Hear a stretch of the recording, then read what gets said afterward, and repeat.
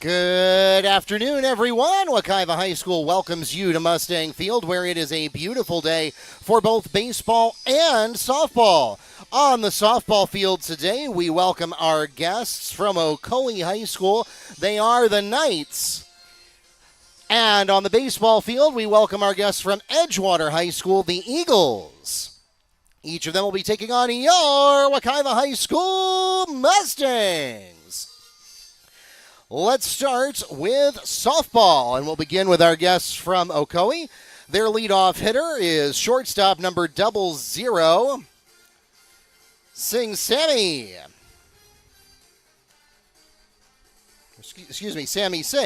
The second in the lineup, in behind the plate at the bottom of each inning, number 18, Reese Guido. Batting third is second baseman number 5, Akaya Feature. Fourth in the lineup, the cleanup hitter is third baseman number 4, Trista Fitzpatrick. In the 5-hole, center fielder number 22, Cheyenne Marble. Batting sixth, then in the pitcher circle to start today's game, number 87, Sarah Trokey. Seventh in the lineup for the Knights is left fielder number 17, Bree Simmons. Batting eighth for Ocoee is right fielder number 27, Peyton Grant. And finally, for Ocoee, batting ninth is first baseman number 23, Zoe Gray. And 80 Sims and Marliz Collado, there's reserves. Now let's meet the starting lineup for your Ocoee High School Mustangs. The leadoff hitter for the Mustangs is shortstop number 5, Emilia Delgado. Second in the lineup for the Mustangs, first baseman, number 3, Avery Schoen. Third in the lineup for the Mustangs, and in the pitcher circle to start today's game, number 32, Kyla Herrera. The cleanup hitter for the Mustangs, and behind the plate at the top of each inning, number 15, Camila Delgado. In the 5-hole, designated player, number 35, Sanaya Asanya. Batting sixth is center fielder number 21, Lily Jones. Seventh in the lineup for the Mustangs, third baseman number 23, Ariana Garcia. Batting eighth is right fielder number 34, Taquisha Thomas. Ninth in the lineup for the Mustangs is left fielder and signee number 11, Paula Chavez. And finally for the Mustangs, flexing for Asanya at second base, number 18, Karina Ramos. The Mustangs are managed by Coach Asia McCoy with Taylor McGowan, assistant coach. And now let's turn our attention to the baseball field and begin with the Edgewater Eagles. Starting for the Eagles, their leadoff hitter is shortstop number 14, Yusef Charles.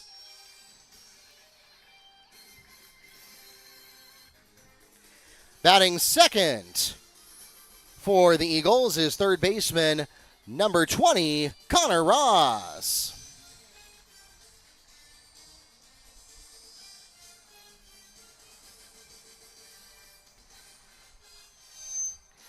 Next for the Eagles is second baseman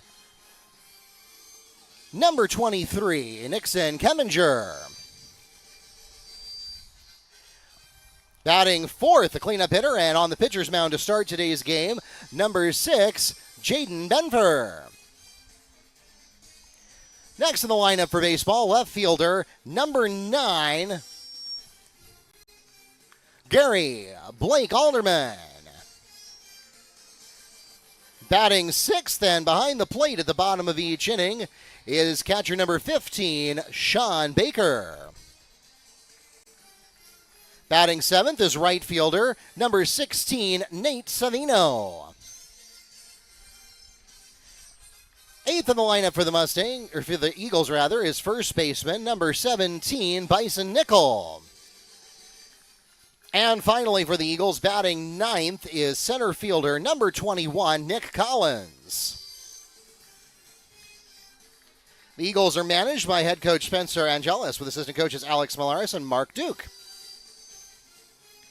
Now let's meet your Mustangs, beginning with their leadoff hitter, second baseman number 13, Miguel Acosta. Second in the lineup for the Mustangs, and behind the plate at the top of each inning, number 2, Ivan Tolentino. Batting third for the Mustangs is shortstop, number 17, Luis Perez. Next up in the cleanup spot is first baseman number 20, Demir Simon.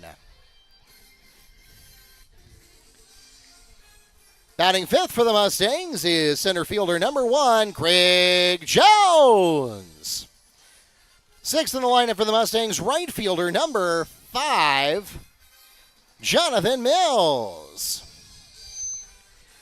Seventh in the lineup for the Mustangs is designated hitter number 8, Zachary Reinert. Batting eighth for the Mustangs is third baseman number 3, Marcus Campbell. Ninth in the lineup for the Mustangs, left fielder number 14, Noah James. And finally for Wekiva, starting today's game on the pitcher's mound and fielding for Reinert is number 16, Jacob Myers. The Mustangs are managed by Coach Brian Tatai. And now we invite you to please stand as we honor America with the singing of our national anthem.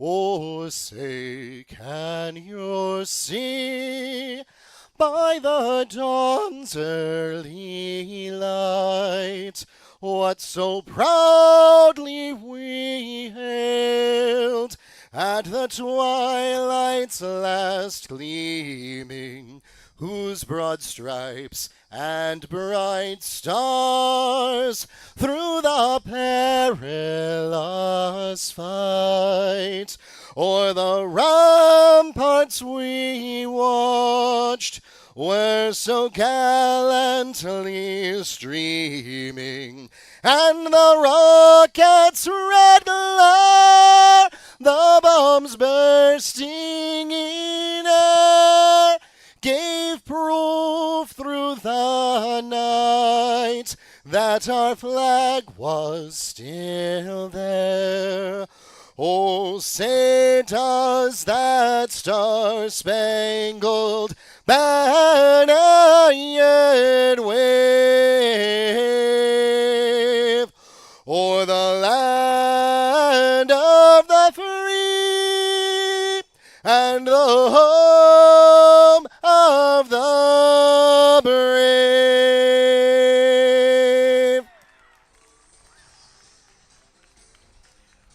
Once again, we welcome everyone to Mustang Field, and we want to remind you that we are live streaming today's game on YouTube and the NFHS network. If you have friends and family who are not able to join us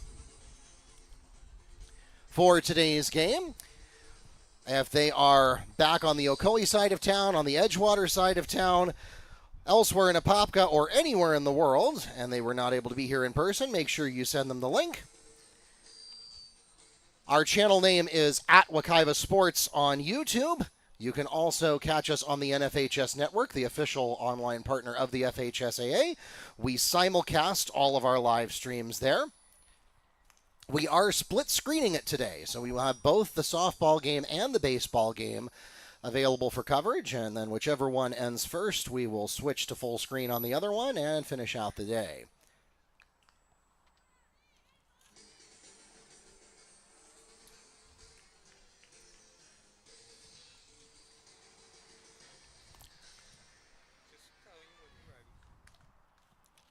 And we want to welcome those of you who have done just that. My name is Mark Barchi, the voice of the Mustangs and Sports Information Director here at Wekiva High School. I am joined by Neil Fisher of the Apopka Chief. Neil is going to be primarily focusing on the baseball game today. I will be primarily focusing on the softball game. And between the two of us, we will try to get as much information to you as we can. I'm going to put both score bugs up now. So, as always, Mark, an excellent job of the pregame festivities. Of course, during the spring, it's not uncommon to do what we're doing today, double duty. And again, as Mark said, I will be taking you through today's baseball game. Edgewater comes in. It's been a tough season, a long season for them. They've only won 2 games. Ocoee, on the other hand, a 7-10 records as they begin today's game. Obviously, not up to what they expected after going 19-10 last season, but they seem to be turning that corner as they have won 3 of their last 4 games. Leading off for Edgewater will be the shortstop Charles, followed by Ross and Kempinger. On the mound is Jacob Myers, the freshman, number 16, and the first pitch is slashed into foul territory, the 0-1 count. Now batting for Edgewater, the shortstop, number 14, Charles. So Myers going back to work. Of course, Myers, as I said, a freshman on the varsity team. That'll take the count to 0-2. So Myers, a 4.67 ERA. This is his 4th appearance of the season. He has given up 12 hits, 13 runs, 8 earned, 7 walks, 9 strikeouts. And back to work he goes against Charles, a 1-2 count. Thank you for joining us on this Wednesday afternoon midweek competition here at Mustang Field on both of the fields. And strike 3. 1 up, 1 down in the top of the first inning. Myers retires the first batter via the strikeout. That'll be the first out of the inning, and that brings up third baseman, number 20, Ross. So Ross, the lefty, steps in, nobody on base, and 1 out. Your defensive lineup for Ocoee behind the plate, Talentino, Simon at first, Acosta second in the hole, shortstop Perez on the hot corner, third base is Campbell as Ross tries to lay down a bunt. And he does actually lay it down, but it won't be in fair territory. So an 0-1 count, and then your outfield left to right, James, Jones, and Mills. So again, Ocoee has won 3 of their last 4 games. It's been a long season for Ocoee in particular with the expectations, but they do seem to be turning the corner at just the right time as we head into the last third of the season. 7-10 record. As Myers steps back onto the mound. Ocoee defeating Lake Mary Prep. Dr. Phillips in Oak Ridge, the lone loss in that stretch was to Discovery last Friday. As Ross goes down on strikeout, so a perfect start for Myers. Myers retires the second batter via the strikeout, his second in total, and that brings up the second baseman, number 23, Kempinger.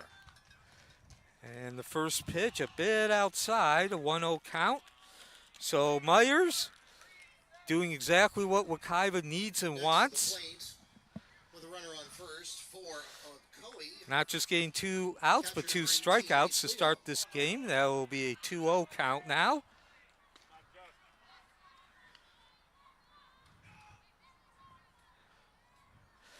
So this game against Edgewater is also part of the Metro Conference Orange County Public School Championship Tournament.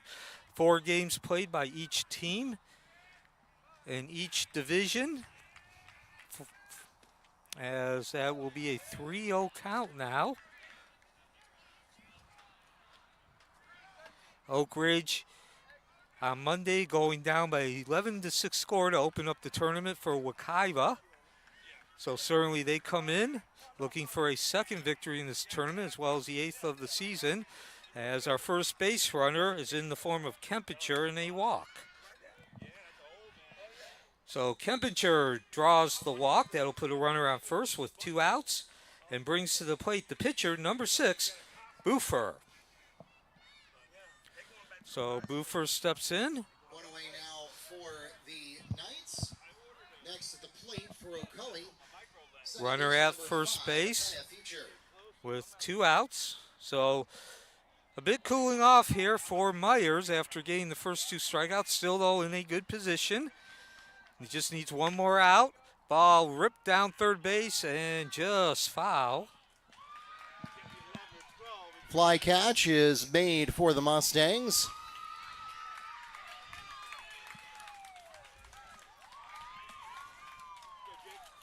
That's taken care of by Tyquisha Thomas. Double play is made at first base, and that will take us immediately to the middle of the first inning. No runs scored on 1 hit with no Mustang errors, leaving none on base. We remain scoreless in softball after half an inning. And that ball, solid contact, but curves foul. So an 0-2 count now on Boofer.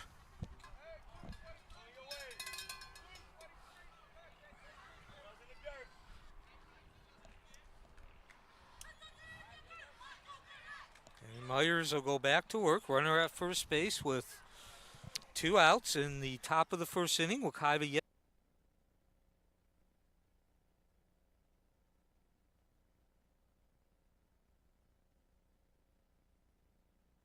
down to second base. On his way down to second base is Kempinger, so a runner now at second base.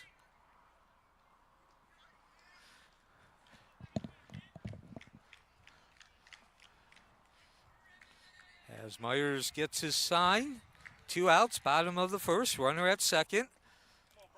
And that'll bring the count to 1-2.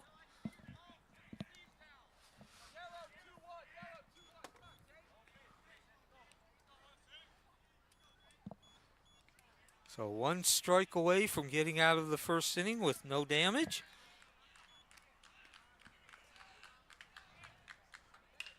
And it won't be a strikeout, but the ball slapped over to the shortstop, Perez. As usual, the sure-handed shortstop picks up that ball and the accurate throw over to first. And so at the end of the first inning, 0-0, no runs, no hits. Ocoee will take its first at bat when we come back.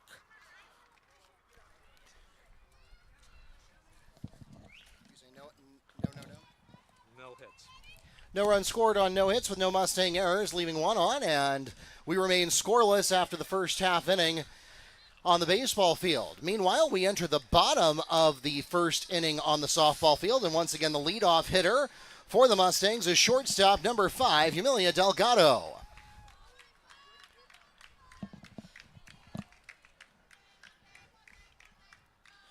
Due up for Ocoee in the bottom of the first inning. It'll be the top of the order, the second baseman, number 13, Acosta, the catcher, number 2, Tolentino, and the shortstop, number 17, Perez. So we'll give you a full screen view of the softball game here for just a moment. Since baseball is between half innings, we'll put them back up as soon as they're back in progress. First pitch away, that one's right down the barrel and will get a called strike.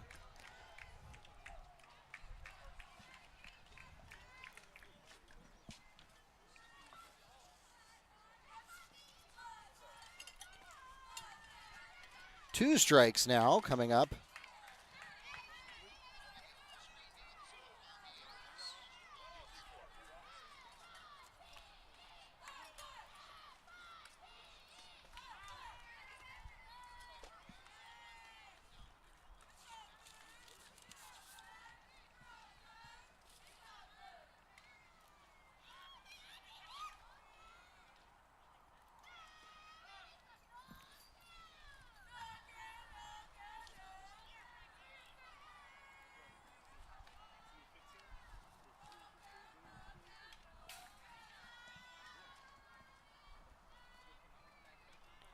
Now at the plate for the Mustangs with 1 away. First baseman number 3, Avery Schoen.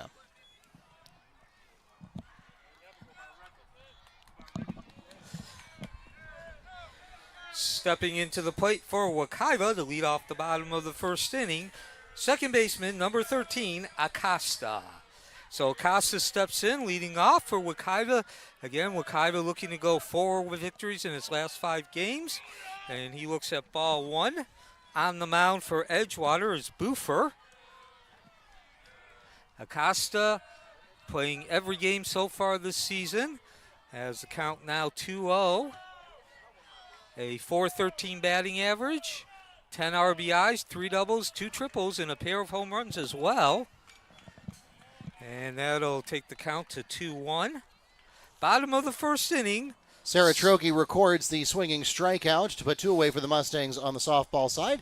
Next to the plate for Ocoee, pitcher number 32, Herrera. No score. And the count will now be even at 2-2.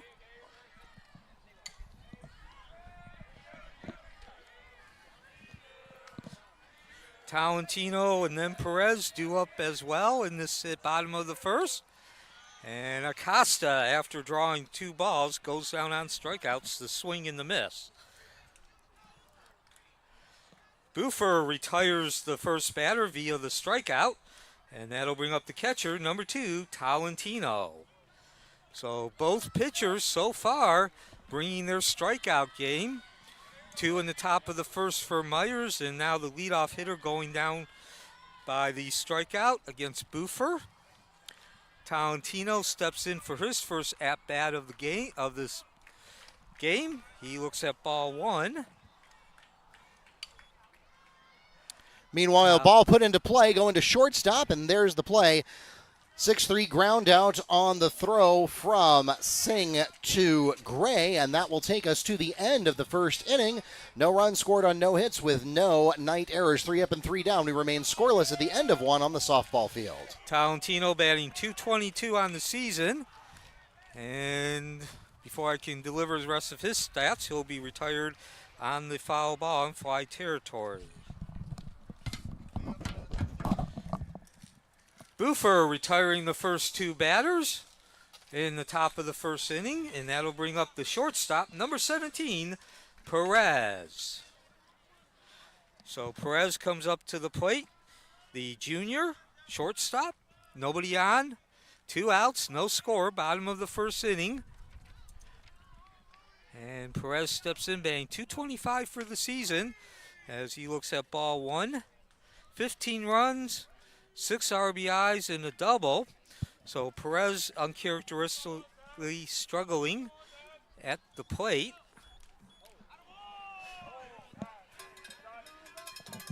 And he'll reach base on the hit batsman.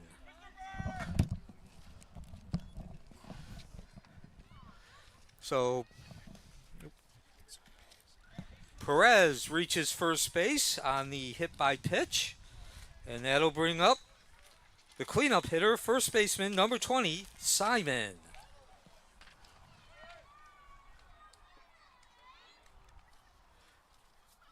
So Perez reaches base via a hit batsman, 4th time this season. And Simon steps in.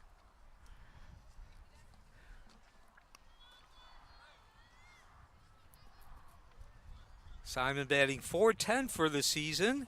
So certainly he's found his offensive game. As we enter the top of the second inning. 20 runs, 13 RBIs, and 5 doubles. As he looks at ball 1. The Knights start in the 4th position of their lineup with third baseman number 4, Trista Fitzpatrick. Of course, Ocoee went 3 up and 3. Actually, both teams went 3 up and 3 down in the first half inning. And there's an error. Buffer trying to catch Perez by surprise. Perez will advance down to second base on the throwing error. So both teams getting their number 3 hitter on. And then the number 3 hitter as a runner advancing down to second base with 2 outs. See if Simon can get Perez home, though, and give Ocoee the early lead.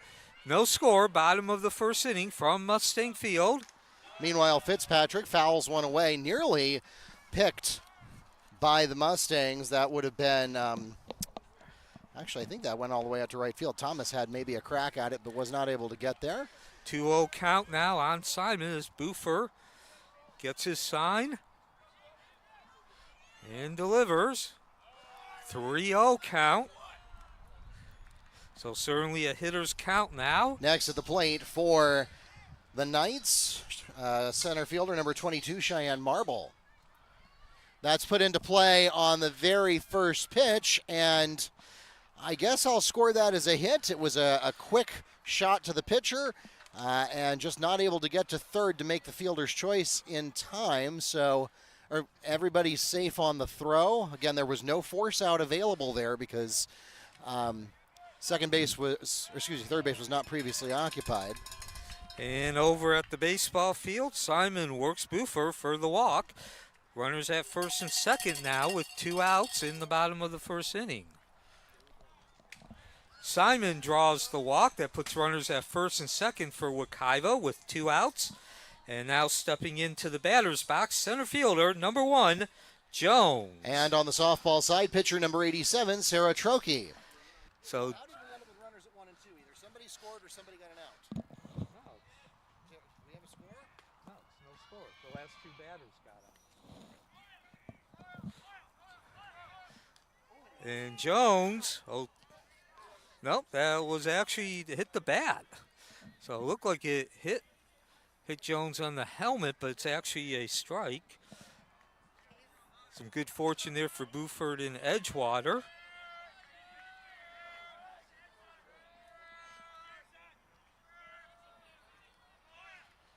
So an 0-1 count now to Jones with 2 outs in the bottom of the first. A 1-1 count, ball just a bit low there, actually in the dirt. Meanwhile, we pick up the second ball over on the softball side to bring up a 2-2 count for Trokey. And Jones will take first base. And as he goes down to first base, a .217 batting average, 9 runs, 5 RBIs. And that does load the bases for Ocoee. 2 outs, though. The third consecutive Ocoee batter reaches base. This time Jones draws first base on the hit batsman, loads the bases with 2 outs, and that'll bring up the right fielder, number 5, Mills. So in the meantime, a confab out at pitcher's mound. Buford looked good starting this game off, getting Acosta on the strikeout. Then Talentile flew out a foul ball. Trokey walks to first, and that will load up the bases on the softball side for left fielder number 17, Bree Simmons. Talentile flying out to the first baseman. Since then, though, 3 consecutive batters reaching base, 2 hit batsmen and a walk. Neil, I don't know if this has happened all season. We have loaded bases on both sides of the field at the same time. And meanwhile, Jones swinging at that first pitch. That's Mills. And a nice job by Charles, who takes a couple steps forward, scoops up the ball, and the strong throw to first. And the rally is no more. Herrera makes the fly catch and holds all runners where they are. That puts 1 away for the Knights. Next at the plate for Ocoee will be right fielder number 27, Peyton Grant. Buford gets out of the bases loaded jam, inducing Mills the ground out. And that completes the first inning. No score, no runs on no hits for Ocoee.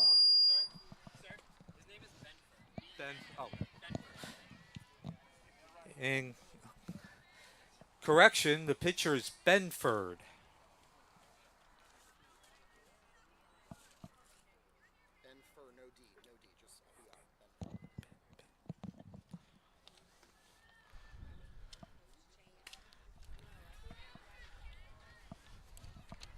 Next pitch away with bases loaded is fouled away for the strike. And this is Peyton Grant at the plate for Ocoee. Multiple runners in scoring position, only 1 out on the board, so it's going to have to be an infield fly or a strikeout to avoid damage here. And there's a little tap. That could be no, it's going to be a hit. And it's going to score the first 2 runs of the game.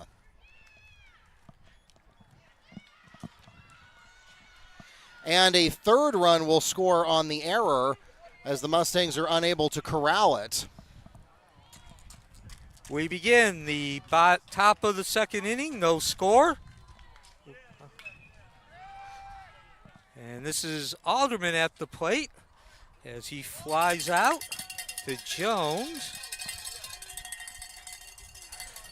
We begin the bottom of the second inning with no score. That was Alderman, the left fielder, flying out to Jones in center field, and that brings to the plate the catcher, number 15, Baker. So with one out and nobody on. Now next at the plate for the softball side, first baseman number 23, Zoe Gray, after a 2 RBI single with a third run scored on the error. That puts the Knights up 3-0 with a runner at first for Gray. First pitch from Myers finds the outside corner, an 0-1 count. So give Bentford credit in the top of that bottom of the first inning. After 3 consecutive batters reached base, he got that third out. The shortstop fielding the ball as the count now goes 1-1. And we are now in the top of the second inning with no score. Ocoee looking to win its 4th out of 5 games. Edgewater looking for its 3rd victory of the season. Single to center field will advance Gray to first and Grant to second. And now the Knights return to the top of the card with shortstop number 00, Sammy Singh. A 2-1 count now on Baker. He steps back in. Everybody ready to go. And actually that's a 3-1 count. So the second walk now issued by Myers. And that'll put a runner at first base with 1 out. Baker reaches first base via the walk. And that brings to the plate right fielder, number 16, Savino.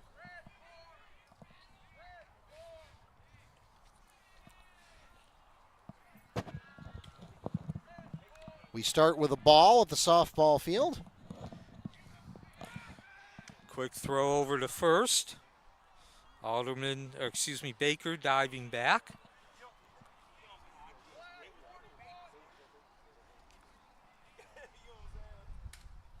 Fouled away for the first strike of the at-bat for Singh. First pitch now in this at-bat to Savino. Nope, we won't get that. Instead, the throw over to first.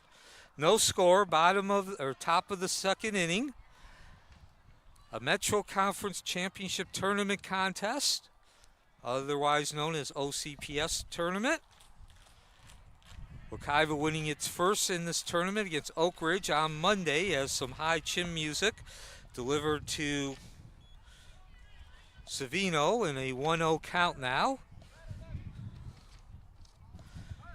Baker on first base with 1 out. And thank you for joining us from Mustang Field. High pop-up. It's possibly catchable. However, Mustangs cannot get Thomas there in time, so it will fall with no penalty. The count stays where it is. Myers catches the outside corner and evens the count at 1-1.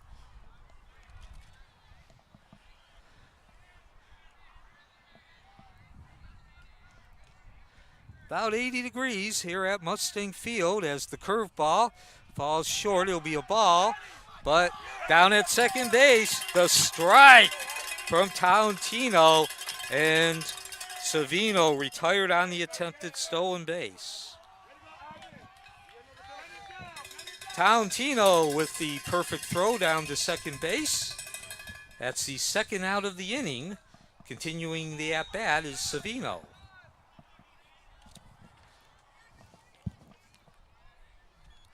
So 2 outs now, nobody on. As Savino unable to catch up on that curveball. Myers fooling the right fielder. And that'll even the count at 2-2. In the bottom of the second inning.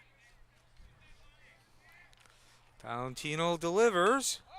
And we'll get at least one more at bat.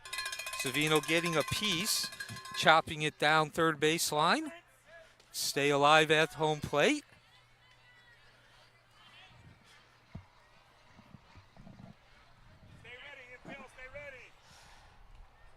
Myers delivers the 2-2 count. And another foul ball. Savino doing a good job on the last two pitches of staying alive, getting a piece.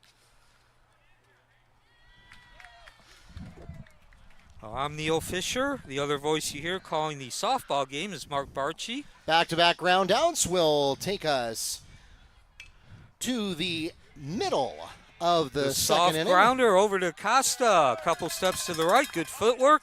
And the easy throw to first. And that brings the second inning to an end. 3 runs scored on 4 hits with 1 Mustang error, putting 3 runs up for Ocoee. Neil, I'll let you do the honors on your side. The ground out, scooped up by Costa at second base. Throw to first was Simon, making the out. And that brings the top of the second inning to an end. Still no score as we head into the bottom of the second inning.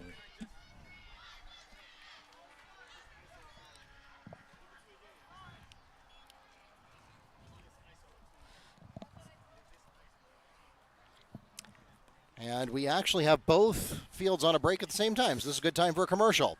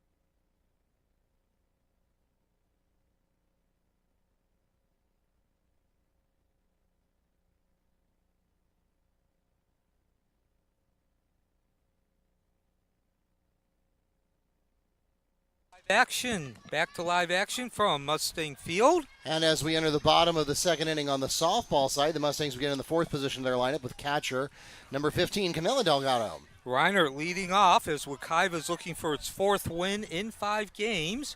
A 1-1 count now. Benford, the pitcher for Edgewater. Reinert stepping in with that .279 batting average, and he'll be looking at a 1-2 count. Following that pitch off, 4 runs, 7 RBIs, a double and a triple for the junior and the elder of the 2 Reinert brothers. Benford gets his sign. And there's strike 3, catches the outside corner. Reinert caught looking.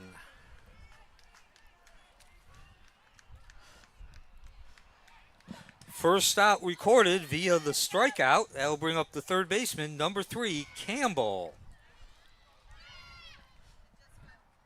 So Campbell steps in, nobody on base with 1 out.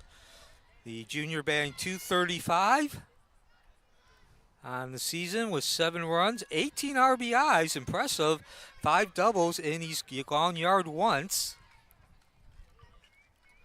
Bottom of the second inning, no score. Ocoee looking to win its 4th game in 5 attempts. And Campbell hitting that ball over into foul territory.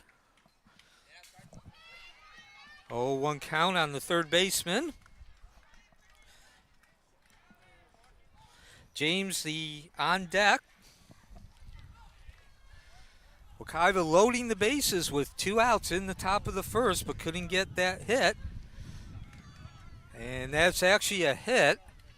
Check swing trying to get out of the way. Campbell unable to avoid contact, and he's tagged out by Benford.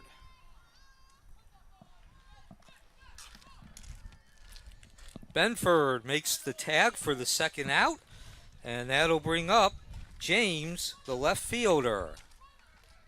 So James steps in, nobody on. 2 outs, bottom of the second inning from Mustang Field. And James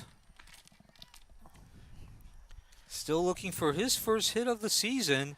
He's only had 12 official at-bats, 24 plate appearances. Trokey records the swinging strikeout, 1 away for the Mustangs. Next at the plate for Wekiva, DP number 35, Sanaya Asanya. And he looks at strike 1. So James drawing 8 walks. Like I mentioned, he has 12 official at-bats, but 24 plate appearances. We start with a strike for Asanya. And count evened at 1-1. Mustang Field the site, and as you can see, we got a double header of sorts going on, as that was a strike, even though Baker unable to corral it. Double header in the sense that we got 2 games going on at once over on softball. Mark Barchi, the voice calling that game, a 3-0 lead for Ocoee over Wekiva. Meanwhile, at baseball, that'll bring the inning to an end as James unable to catch up on the heat. Benford retires the side in the bottom of the second inning. No runs, no hits for Wekiva. We head into the top of the third inning, 0-0. So for a moment, we'll make the softball game full screen since they're the only one in progress. Swing and a foul to the backstop there for Asanya.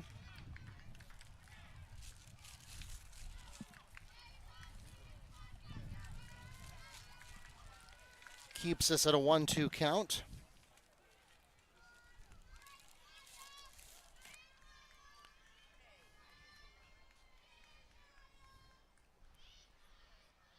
Trokey, the pitch away. Another foul, just in the same place that we were before.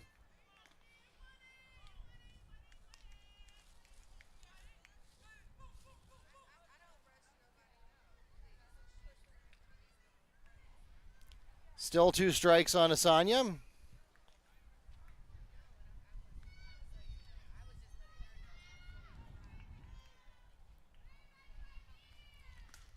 And again, this one at least went over the backstop, but Asanya stays alive. Doing what she needs to do. Nobody on so far. The Mustangs have not gotten a runner on base. Here, a third of the way through the second inning. 2 up for Edgewater. In the top of the third inning, the first baseman, number 17, Nickel. Center fielder, number 21, Collins. And then back to the top of the order with shortstop, number 14, Charles. Score remains 0-0. So a strong start for both of these pitchers. Now Myers takes his turn. Benford pitching for Edgewater. In terms of reaching base, Meyer, the freshman, has been a little bit more on the better side, giving up just 2 walks. And he begins the top of the third inning with a strike, a beautiful curve to Nickel. Meanwhile, Asanya continues chopping. I've actually lost count of how many pitches we've seen here. There's 2 balls, 2 strikes, and I think an additional 3 or 4 uncounted foul balls. How do you take an inning off?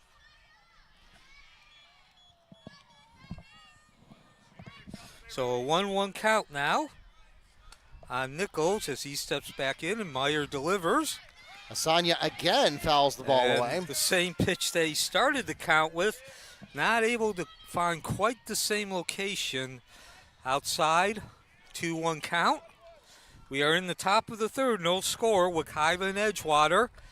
Wekiva looking for its 4th victory in 5 games. They come in with a 7-10 overall record.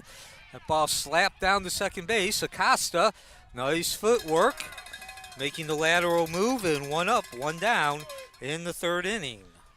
Strikeout finally recorded by Trokey after Asanya took a number of foul pitches to stay alive.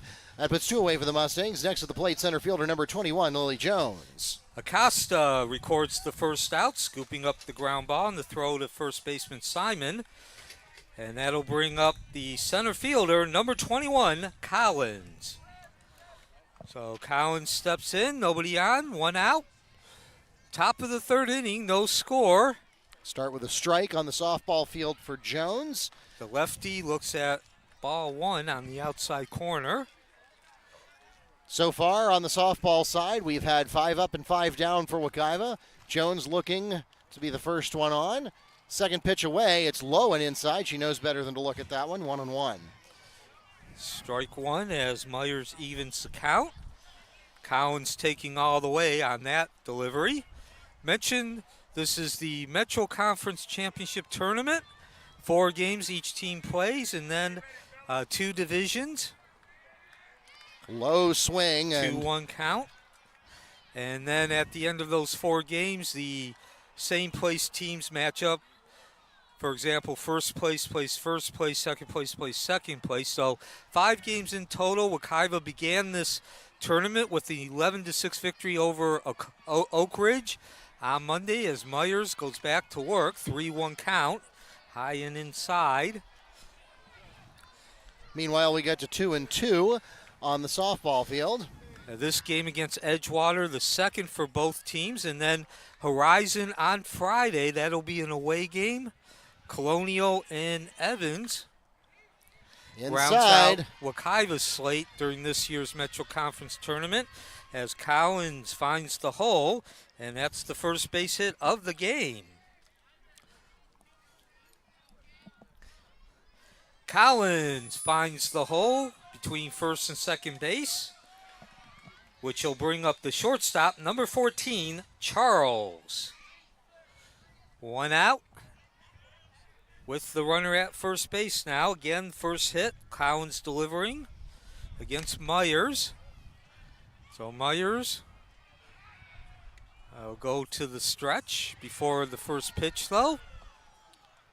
Jones is caught looking, and that will take us to the end of the second inning. Another 3 up, 3 down. No runs, no hits, no errors, none left on base. And we remain 3-0 at the end of 2 innings in softball. So, yes, I did make a mistake, if you did catch that, as the ball first delivery is low and outside. And meanwhile, Collins, on his high horse, steals second base. And there's actually 5 games making up the Metro Conference Championship Tournament for each team. Again, Oak Ridge, Wekiva defeated them on Monday. Now they're playing Edgewater, Friday's Horizon, next week's Colonial and Evans, and then they do the place against the place game as the count goes 2-0 on Charles. Charles striking out in his first at-bat, and he was the leadoff batter for the game. Myers done a good job. He's given his team a shot at taking the lead.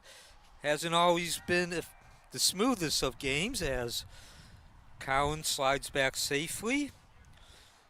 He's given up 2 walks and now a single. But the bottom line is, most importantly, he has not given up a run, and we remain 0-0 in the top of the third inning as Myers fakes the throw down to second base. Thank you for joining us on this Wednesday afternoon, midweek baseball and softball. I'm Neil Fisher. The other voice you hear is Mark Barchi. He's calling the softball game. As the 2-0 count, that'll cut the count in half, 2-1. As we enter the top of the third inning on the softball side, the Knights will begin in the third position of their lineup with second baseman number 5, Akaya Feature. So as I mentioned, Myers doing a good job of keeping the score 0, giving up 0 runs. But each inning, Edgewater has gotten a man on base. This inning, it was Collins, who's now at second base. He reached via a single. Hit him where they ain't attack. Chopping that one to third base. We'll start Feature with an 0-1 count. So everybody back to their assigned position.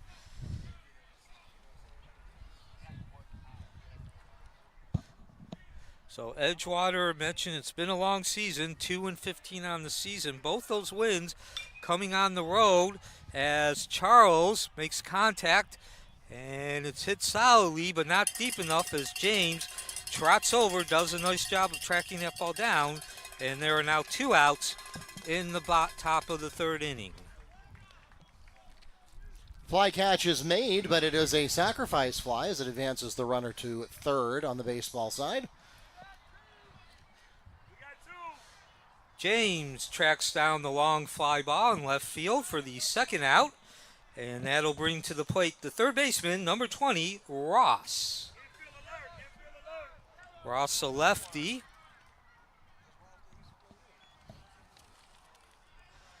Now we'll have a chance to get that first run as Feature Charles is safe at first on the error. 3rd base. He advanced on that fly ball. Next at the plate for Ocoee, 3rd baseman number 4, Trista Fitzpatrick. 1-0 count now on Ross. And ball low and inside. That'll make it a 2-0 count. 0-0 score in the top of the 3rd inning. Runner at 3rd with 2 outs. Myers trying to get that 3rd out and keep this score at 0-0. Myers making his 4th appearance of the season. And he gets a much needed strike there. 2-1 count now.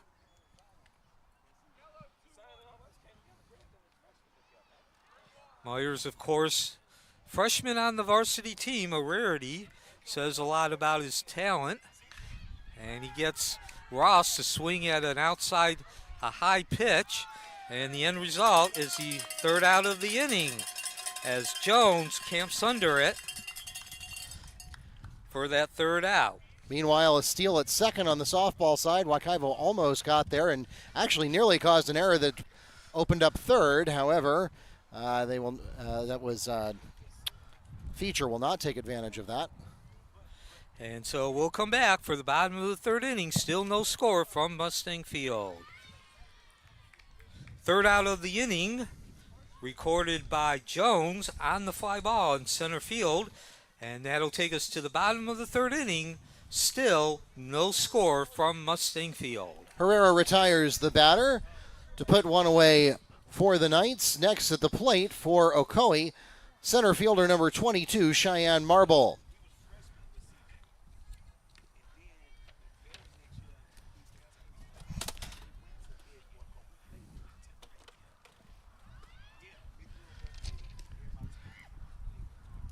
Steal of 3rd is successful.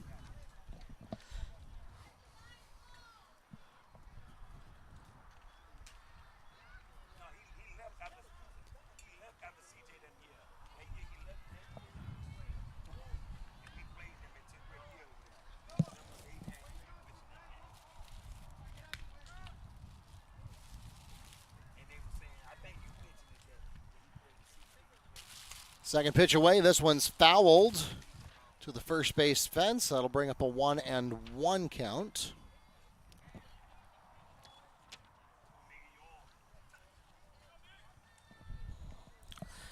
Due up in the bottom of the 3rd inning for Wekiva. The top of the order, number 13, second baseman Acosta. Catcher, number 2, Talentino. And shortstop, number 17, Perez. Begin the bottom of the 3rd inning, no score from Mustang Field. And if you just tuned in, did not hear, this is Acosta. Had a little crossover between your game and mine, Neil. One of our foul balls went into your field. Acosta at the plate. The second baseman begins the at-bat, slicing the ball into foul territory. Acosta, a strikeout victim, leading off the Wekiva attack in the top or bottom of the 1st inning. No score. So Wekiva coming in with a 7-10 overall record, 6-4 at home. So certainly this has been their strength. They're only 1-6 on the road. Don't have to worry about that today. And Benford continues on the mound, and as you can tell by the 0-0 score so far, both pitchers doing a good job. As Acosta swinging at that offering. Nice job by the shortstop, who scampers to his left. That's Charles making the out. And 1 up, 1 down in the top or bottom of the 3rd inning. Charles fielding the ground ball, and then the throw over to the first baseman, Nickel, for the first out of the inning, and that brings to the plate catcher, number 2, Talentino. Talentino stepping in. He's 0 for 1, hitting a foul ball, fly ball. Run comes in for the Knights on the Ocoee error. Meanwhile, Marble is safe at 3rd. Next at the plate will be pitcher number 87, Sarah Trokey. So Talentino looking at a 1-0 count after Acosta grounds out to Charles to begin the top of the 3rd inning, bottom of the 3rd. A 1-1 count now as Benford finds the outside corner. Both these teams have had runners on base. Wekiva loading the bases in the 1st inning. However, they did so with 2 outs as the count now 2-1. Benford able to get Mills to ground out to shortstop Charles to bring that threat to an inning. Then 1-2-3 in the last inning, the 2nd inning, as Talentino taking all the way, 2-2 count. We are in the bottom of the 3rd inning, 1 out. Talentino, the second batter, looking at that 2-2 count, no score. And this ball has some direction, but straight to the right fielder, Savino. Nice job of looking it into his glove and making the 2nd out. The 2nd out of the inning is recorded on the fly ball to Savino, and that will bring the shortstop, number 17, Perez, to the plate. So Perez, as I mentioned, Wekiva loaded the bases in the 1st inning. Perez was the first batter to reach base on a hit batsman. He steps in and looks at ball 1.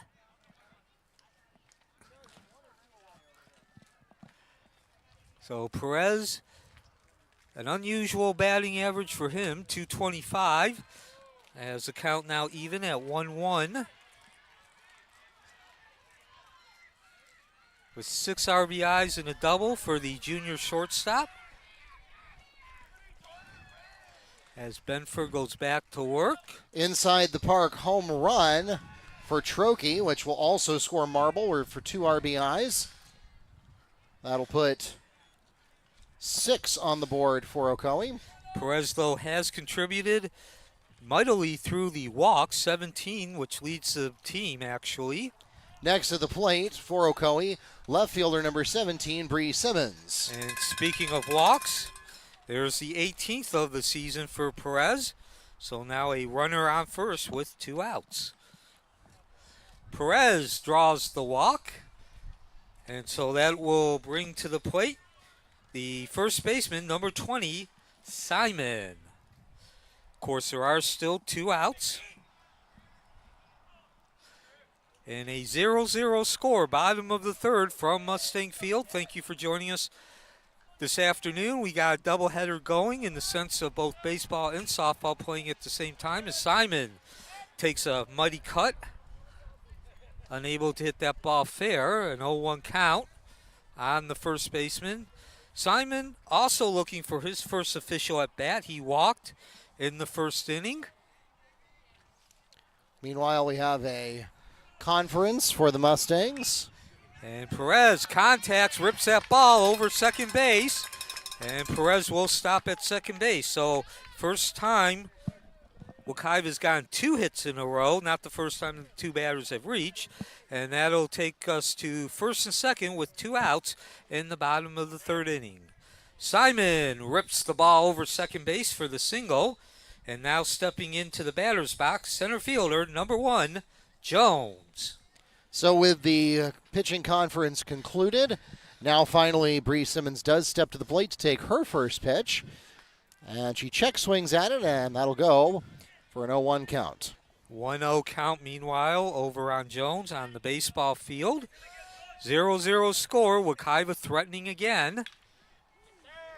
And that'll even the count at 1-1 as Jones ahead on that Benford offering. Meanwhile, unclear whether that would have been runner interference, but it doesn't matter anyway.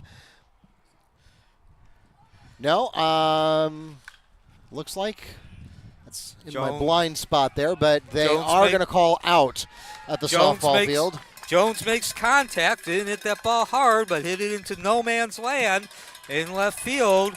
Alderman, Charles, and Collins unable to get to that ball in time, and Ocoee takes a 1-0 lead in the bottom of the third inning.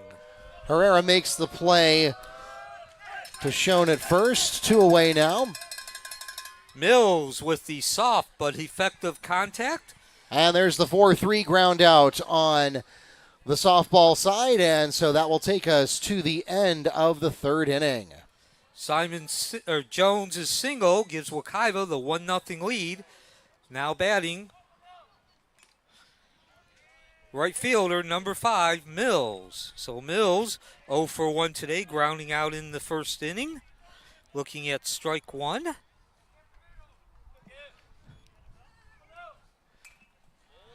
And he'll be looking at an 0-2 count now. So, again, you look at the records, Ocoee 7-10, which, of course, nothing to write home about in itself, but they have won 3 of their last 4 games against Edgewater, who has had a long season at 2-15. Certainly 1-0 might be a bit of a surprise, but as they say, it doesn't matter how you win, they all count the same. And Ocoee positioning itself for that win. Unfortunately, they will have to settle for the 1-0 lead as Benford gets Mills on the swinging strikeout.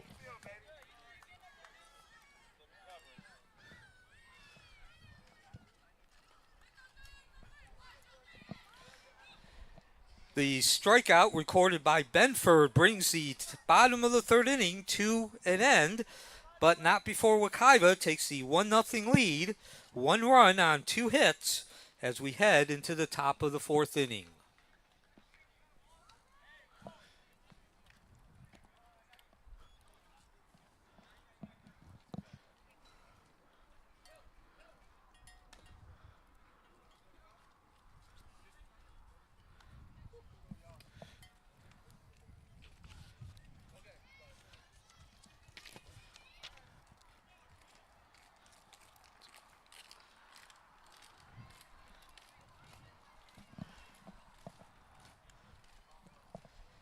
Due up for Edgewater in the top of the fourth inning, the second baseman, number 23, Kempinger. The pitcher, number 6, Benford. And the left fielder, number 9, Alderman. And on the softball side, as we enter the bottom of the third inning, the Mustangs will begin in the 7th position of their lineup with third baseman, number 23, Ariana Garcia. And as we begin the top of the fourth inning from Mustang Field, Ocoee now with the 1-0 lead, looking to win their 4th game in the last 5 attempts. And if you did not hear, due up, if you just joined us, second baseman number 23, Kempinger, the pitcher number 6, Benford, and the left fielder number 9, Alderman. And Jacob Myers, the freshman, continues on the mound. He's done a good job through the first 3 innings, obviously, by the 1-0 score. Meanwhile, a 1-0 count. On the softball side, Garcia opens with a 1-1 count. So Myers has been effective for the most part. He's made 3 mistakes, giving up 2 walks and a single, but has not allowed those runners to score. 1-1 count. Alderman unable to hold up. So 1 walk in the first, 1 walk in the second, and that single coming in the third. And what's been important for Myers is he's gotten the next batter out after those batters reached base. And speaking of getting batters out, that's going to be a foul ball. So nobody will be out on that pitch. A 1-2 count now. Kempinger. No official at bat. He walked in his only at bat. As we were just talking about the walks, Myers gets his sign from Tolentino from the waist in the delivery. And we'll get another pitch. High and out of bounds over the Ocoee dugout. keeps the count at 1-2. Ocoee with the 1-0 lead. They took the lead in the bottom of the third inning, the last inning. Textbook run scoring attack. A walk to Perez and then singles by Simon and Jones. Bringing in Perez. That was his 18th walk of the season, by the way. And just when it looked like Myers had some control, he plunks Kempinger. So runner at first base. Thomas is thrown out at first. That puts two away for the Mustangs. Next at the plate, left fielder number 11, Paola Chavez. Kempinger reaches first base on the hit batsman. And that will bring up the pitcher, number 6, Benfer. So Benfer steps in, runner at first base, and nobody out. Leadoff hitter reaching base. Benfer 0 for 1 today, grounding out to the shortstop Perez in the first inning. Meanwhile, a bunt attempt goes awry to put strike one on the board for Paola Chavez. Myers also doing a very good job of keeping runners on base.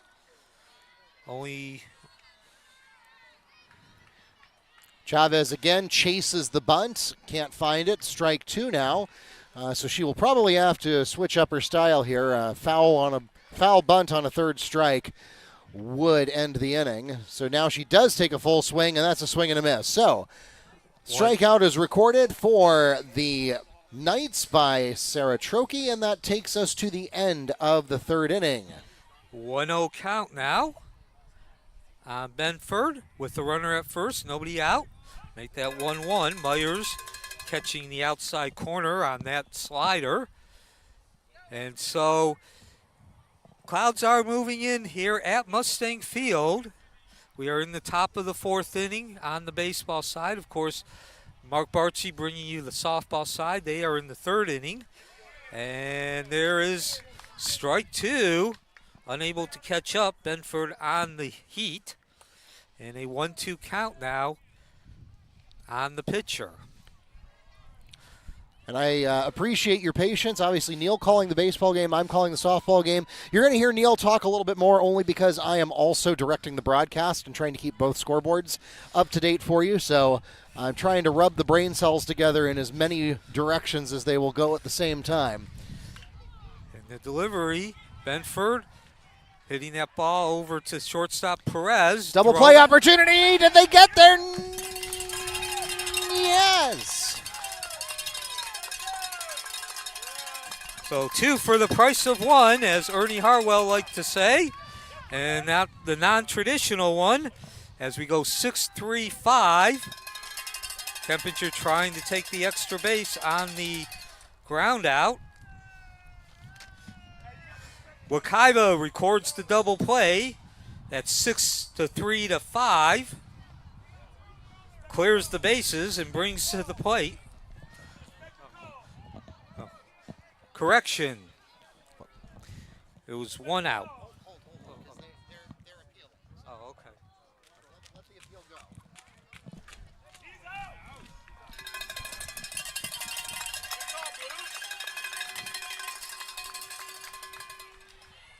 Meanwhile, on the baseball side, we begin the fourth inning with the ninth position of the lineup, Zoe Gray, and she has a triple deep into center field. The double play is confirmed. So 2 outs, nobody on base, and that brings to the plate left fielder number 9, Alderman. So again, Jacob Myers continues to get those outs after batters reach base as Alderman looks at ball 1.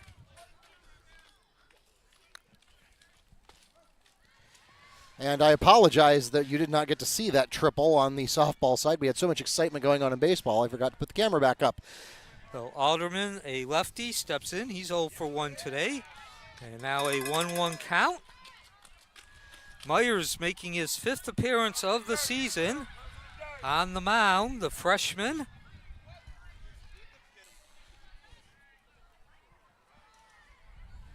He gets his sign from Talentino. That ball slapped right back to Acosta.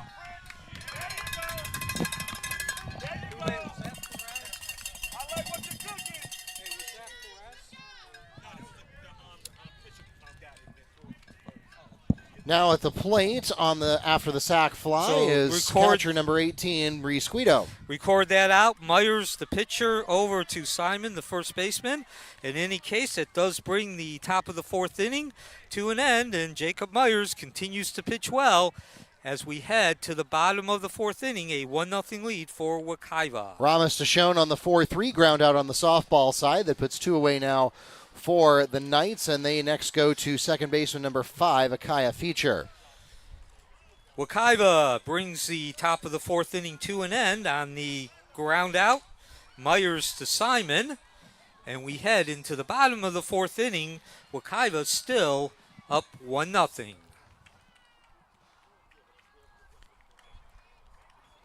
Meanwhile, on the softball side, Feature has the double into center field. She's safe at second. Next to the plate, third baseman number 4, Trista Fitzpatrick. Go ahead and put softball up for you full screen. Due up in the bottom of the fourth inning for Ocoee. The 7, 8, and 9 positions in the lineup. The designated hitter, number 8, Zach Reinert. The third baseman, number 3, Campbell. And the left fielder, number 14, James. Ocoee maintains the 1-0 lead. So Ocoee. Pop-up is handled in right field by the Mustangs' Taquisha Thomas. So the run does not score, and that takes us to the middle of the fourth inning with 1 run. Scored on 2 hits with 1 Mustang error, leaving 1 on base. 7-0 the score at the end of 3.5. So the 1-0 pitch now to Reinert. And that ball pounded down to the shortstop. Charles unable to field it. Bobbled out of his glove, and a leadoff hitter on base for Ocoee. Reinert reaches first base on the fielding error. And that'll bring up the third baseman, number 3, Campbell. So Ocoee with a big assist from a double play in the top of the fourth inning, holding that 1-0 lead. And now with the leadoff hitter Reinert reaching base, opportunity to extend the lead. Looking for their 4th victory in 5 attempts. And that'll further help.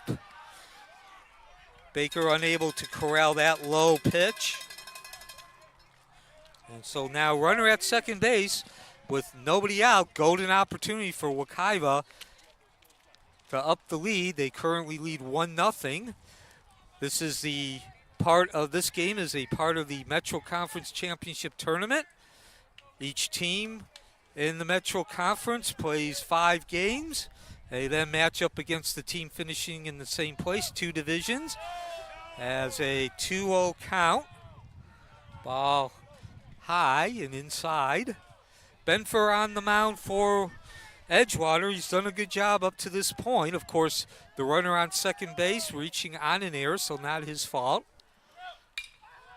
And Campbell slashing that ball, and it is deep, but caught.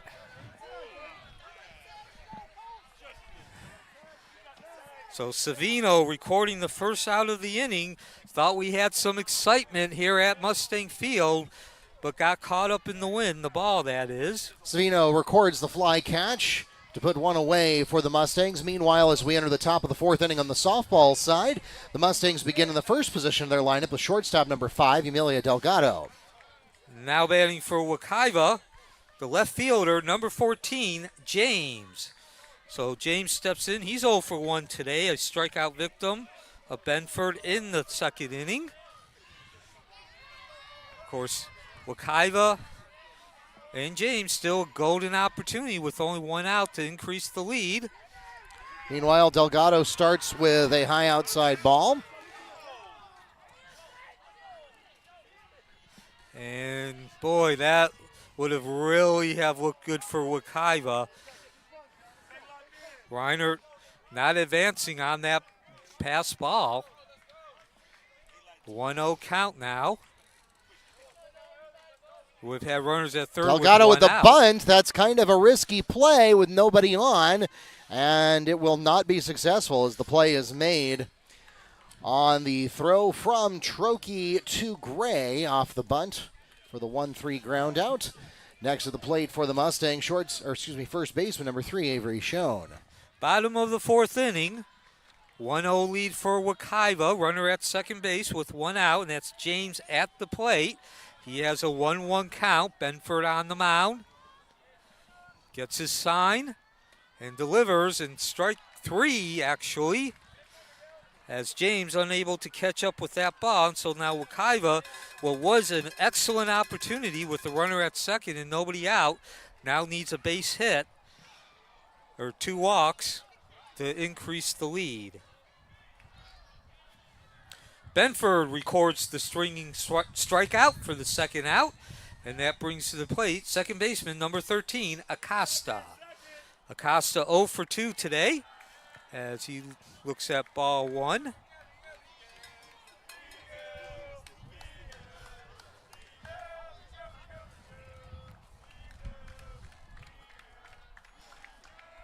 Acosta striking out in his first at-bat and grounding out to the shortstop. A 2-0 count now. Meanwhile, Schoen fouls it away. 1-2 on the softball side. So Ocoee now in the position needing the batter to reach base as we get a timeout. The Edgewater coach coming out. Conference at home plate. If Ocoee was in the position where they just fly ball to the outfield, medium depth, or a ball to the right side of the infield, most likely advance the runner. The leadoff hitter, Zach Reiner, reaching on an error, a fielding error by the shortstop Charles. He then advanced to second on a pass ball. Schoen, a low swing, cuts under this one. It's an uncaught third strike. Schoen had already given up, and it wouldn't matter because the play is made at first anyway. So Coach Angelis finishes his meeting with Benford. Record the swinging strikeout for Trokey. That puts 2 away now for the Mustangs. Next at the plate for Ocoee, pitcher number 32, Herrera. And a 2-1 count now on Acosta. Ocoee looking to win its 4th game in 5 attempts. A rough start to the season, but certainly 4 wins out of the last 5. Hope that Ocoee has turned the fortunes around. They're starting to play better. And of course, as the count now 3-1, you get a couple wins under those belts, you start feeling good about yourself. Start building some momentum, start playing with some confidence as we head into the last third of the season. Inside pitch for Herrera brings up a 1-1 count. Full count now on Acosta, the leadoff hitter. And with 2 outs, Reiner will be on the move. So far, Benford, the Edgewater pitcher, has given up 2 hits, 2 walks, and 2 hit batsmen. Low inside pitch. Make that 3 walks as Acosta shows patience at the plate and is rewarded. Ocoee now with runners at first and second. Acosta draws the walk. And stepping into the batter's box now is catcher number 2, Tolentino. Meanwhile, Herrera finds the infield, and why not? We'll give her a hit for that. Ocoee with the 1-0 lead in the bottom of the 4th inning. Herrera safe at first. Next to the plate for the Mustangs, catcher number 15, Camila Delgado. First pitch swinging, and Tolentino finds the hole. And Reinhardt held at third, so the score remains 1-0, but Ocoee now has bases loaded as Perez steps into the plate. Tolentino slices the first pitch into right field and records the single. And that will bring to the plate with the bases loaded, shortstop number 17, Perez. And in the meantime, Coach Angelis has taken another trip out to the mound. And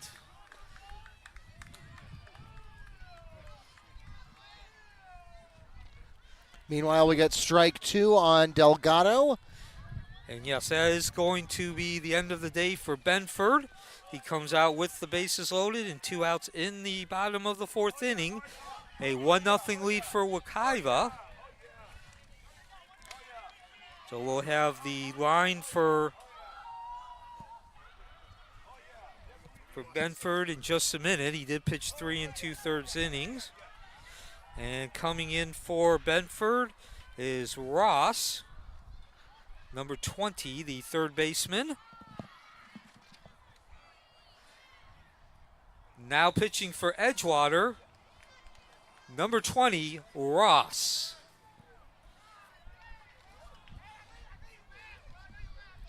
So this inning started with the fielding error from the shortstop Charles. Reinert hitting a slow rolling ground ball out to the shortstop. He was unable to scoop it up in one motion, bobbled the ball, and Reinert beat out the hit, and Reinert reaching base. A walk to Acosta and then Talentino to load the bases in the bottom of the 4th inning. Meanwhile, we've got Delgado taking 2 balls in a row to even up the count. She battled back from an 0-2 start.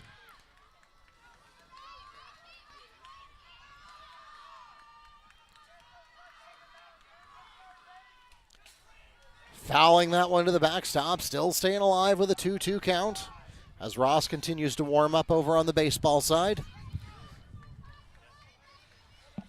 So your official line for Benford, 3 2/3 innings pitch, 1 run, that was earned, 3 hits, 3 walks, 4 strikeouts, and a hit batsman. At bat, shortstop, number 17, Luis Perez. So Perez still without an official at bat. He's been hit. Trokey records the strikeout looking, and that will take us to the end of the 4th inning.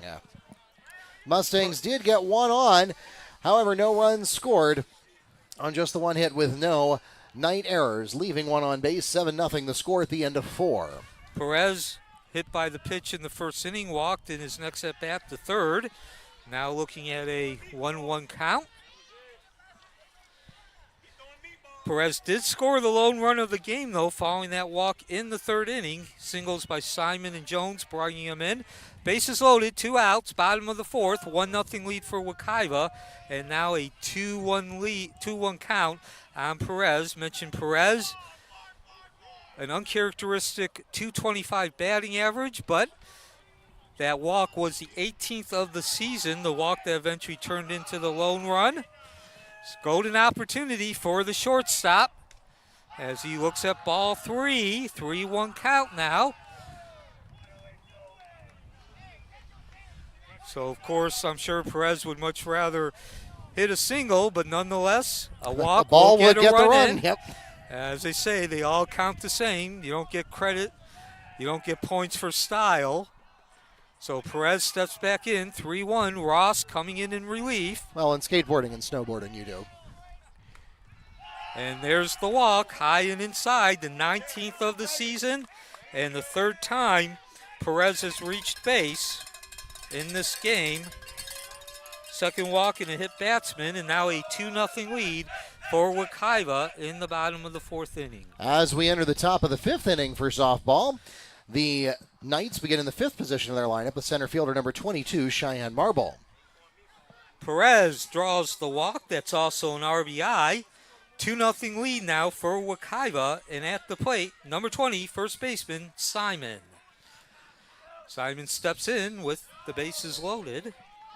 Marble is safe at 2nd on the hit down the 3rd base line. So Wekiva. Next at the plate for the Knights, pitcher number 87, Sarah Trokey. And that ball goes into foul territory. 1-1 count.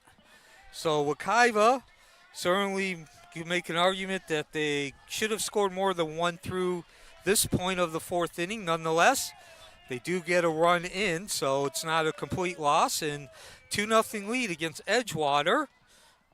Trokey starts with a ball on the softball side.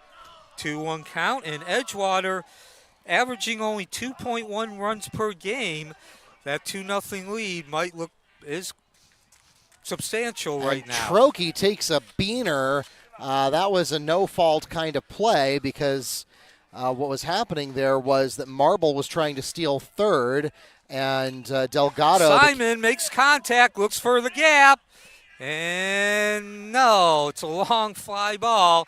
Collins tracking that ball down. Simon giving it a ride, but at the end of the day, about 6 inches short of the fence. So that brings the fourth inning to an end. Wekiva, though, with the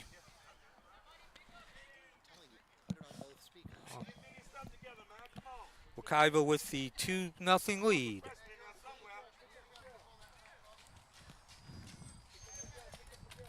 The deep fly ball is caught by Collins for the third out in the fourth inning. However, Wekiva does bring home another run, making the score 2-0. That run was scored on one hit, one walk, and an error. Trokey is shaken up on the play after being hit by an attempt on the play at third for the stolen base.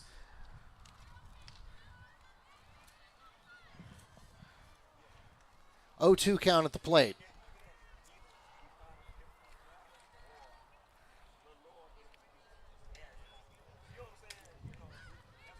That one's popped up. It's headed just afoul of first base, and Avery Schoen makes the fly catch to put one away for the Knights. No advancement on the field, and so the runner remains at third for left fielder number 17, Bree Simmons. Again, we want to remind everyone here in the ballpark, we are double live streaming this game. We are live streaming both baseball and softball on a split screen. So if you want to get confused along with the rest of us, have your friends and family join us on YouTube or NFHS Network. We start with a strike.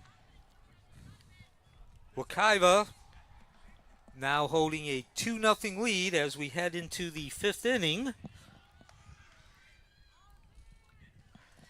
Due up for Edgewater, the catcher, number 15, Baker, right fielder, number 16, Savino, and first baseman, number 17, Nickel.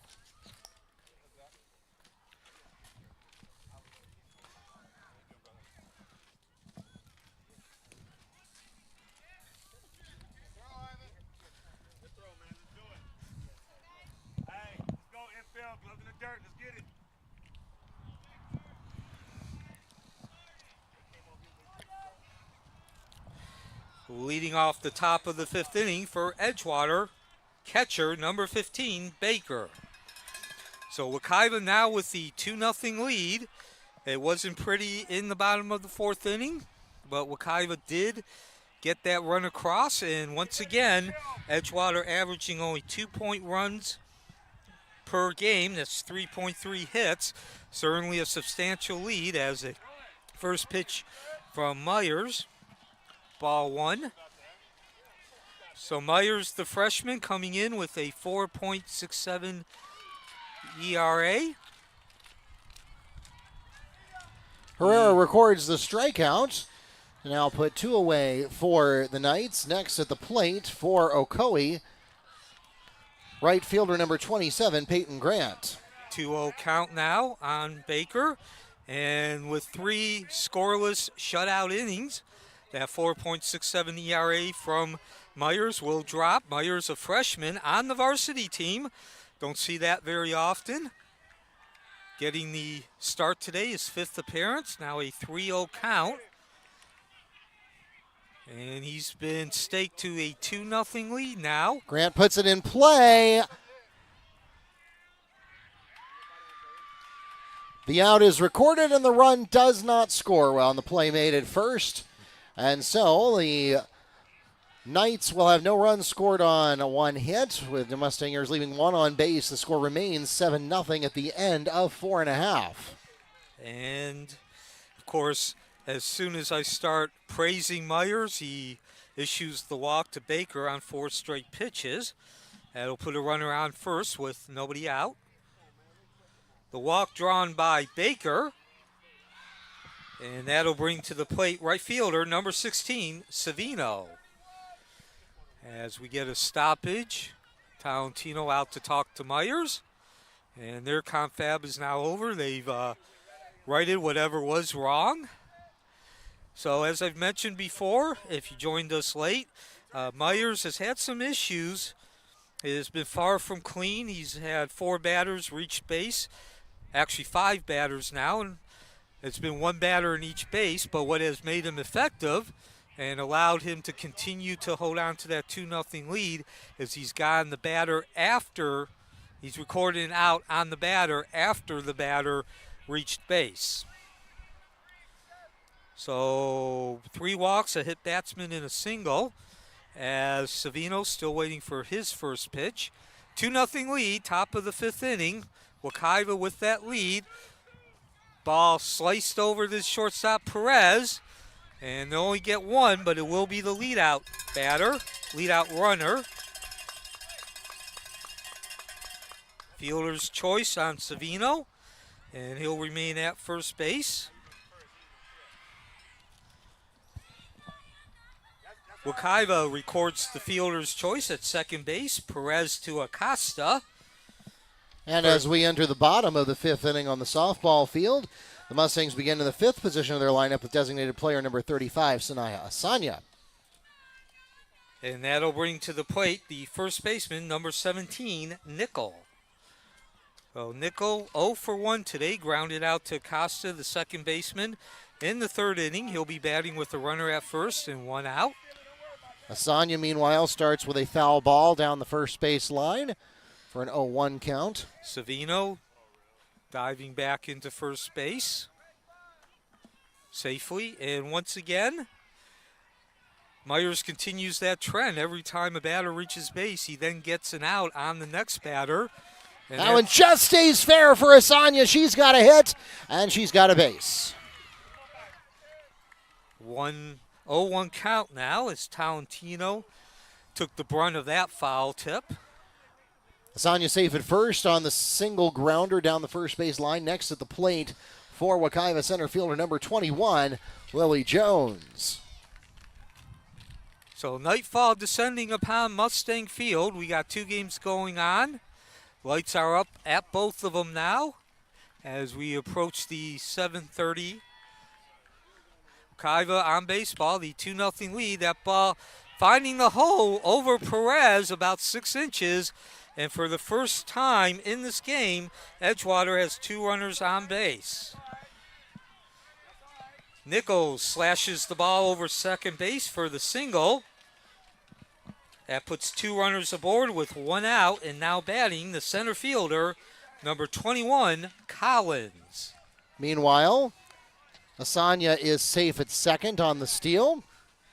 So Collins stepping in 1 for 1 today. He has the first of the 2 hits. Of course, Nichols just getting that second hit. About 80 degrees here at Mustang Field, as we mentioned.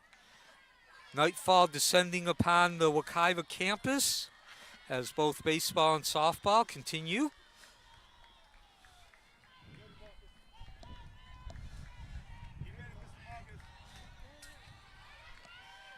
And we got partly cloudy skies as Collins looks and takes a swing at that first pitch. Nobody out, runners at first and second, 1 out, runners at first and second. As Jacob Myers, the freshman, continues, he's gone the distance. Has a little bit of room with that 2-0 lead, and this is going to be a tough one. Ball hit perfectly into no man's land, and that will load the bases with 1 out, an single, finding that hole. Trokey records a swinging strikeout on the softball side. Now 1 away for the Mustangs. Next at the plate, third baseman number 23, Ariana Garcia. Collins reaches base on the infield single, legging out the slow roller. And that brings to the plate, with bases loaded, number 14, shortstop Charles. So Edgewater trailing 2-0. They have a golden opportunity now to tie this game or even take the lead. The leadoff hitter Charles at the plate. And of course now the pressure on as that first ball is low Can't afford a mistake. Any mistake now will bring in at least one run. Ocoee looking to win its 4th game in 5 attempts. Garcia tries to check the bunt, is not able to do so, and she'll pick up her 2nd strike. Edgewater looking for its 3rd win of the season. A 1-1 count on Charles. First time this game that Edgewater has gotten at least 2 batters on base. If you're just joining us, the bases are loaded. 1 out, top of the 5th, 2-0 lead for Ocoee. Trokey records another swinging strikeout. That puts 2 away for the Mustangs. Next up will be right fielder number 34, Tequisha Thomas. As Charles unable to catch up on the heat. A 1-2 count now for Myers to work with on the leadoff hitter. He's 0 for 2 today. Myers gets his sign, trying to get Charles to go up high. Charles wouldn't have any of it. 2-2 count. Bases loaded. Key point of the game with only 1 out. Ocoee holding a 2-0 lead, and the drama will continue. On the softball side, Trokey chases a pitch low for strike 1. His count remains 2-2 in the top of the 5th inning. Thomas thought about it, but then saw that it was low and inside. She'll take it up to a 2-1 count now. A walk and 2 singles loading the bases for Edgewater as Myers delivers. And he fools Charles on the low and outside pitch. 2 outs. And certainly feel the momentum in atmosphere changing at Mustang Field. Myers records the strikeout, the 2nd out of the inning. Bases remain loaded, and that'll bring to the plate 3rd baseman, number 20, Ross. So 2 outs now. Bases still loaded as the left-handed Ross steps in, and he looks at strike 1. Ross 0 for 2 today, struck out and flew out to the center fielder Jones. So Myers 1 out away from getting out of the bases loaded jam. And he will. Ball scooped up by Simon. Beautiful play from the knee. And just that quickly, the rally comes to an end.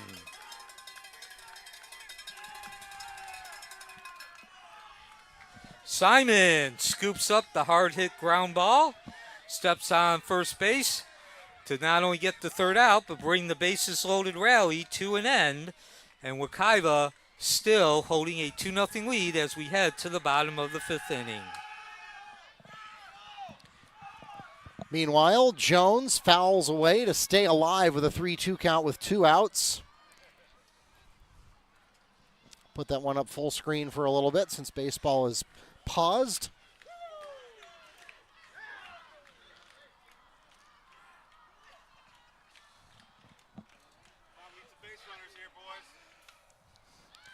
And a little tap behind the plate. No chance of getting that one by the catcher, Guido. So the count still stays loaded. Due up for Ocoee in the bottom of the 5th inning, the center fielder, number 1, Jones, the right fielder, number 5, Mills, and the designated hitter, number 8, Zach Reiner.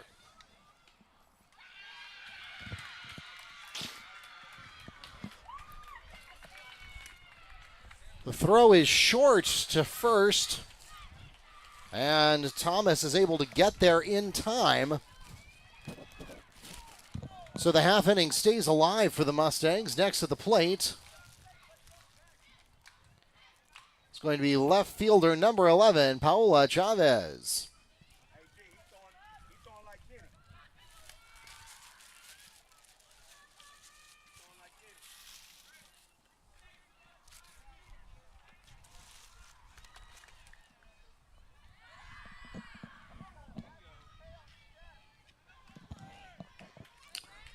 Now batting the center fielder, number 1, Jones. And we begin the bottom of the 5th inning, Ocoee holding a 2-0 lead, and certainly a well-earned 2-0 lead, as that's Jones at the plate. He looks at strike 1. Ocoee facing a bases loaded with 1 out jam. Jacob Myers getting out of that inning as the count now 0-2. First time Edgewater got multiple runners on base in this game. And Myers doing his job, coming up big when he absolutely had to. Getting a strikeout and then the ground ball to the first baseman, Simon.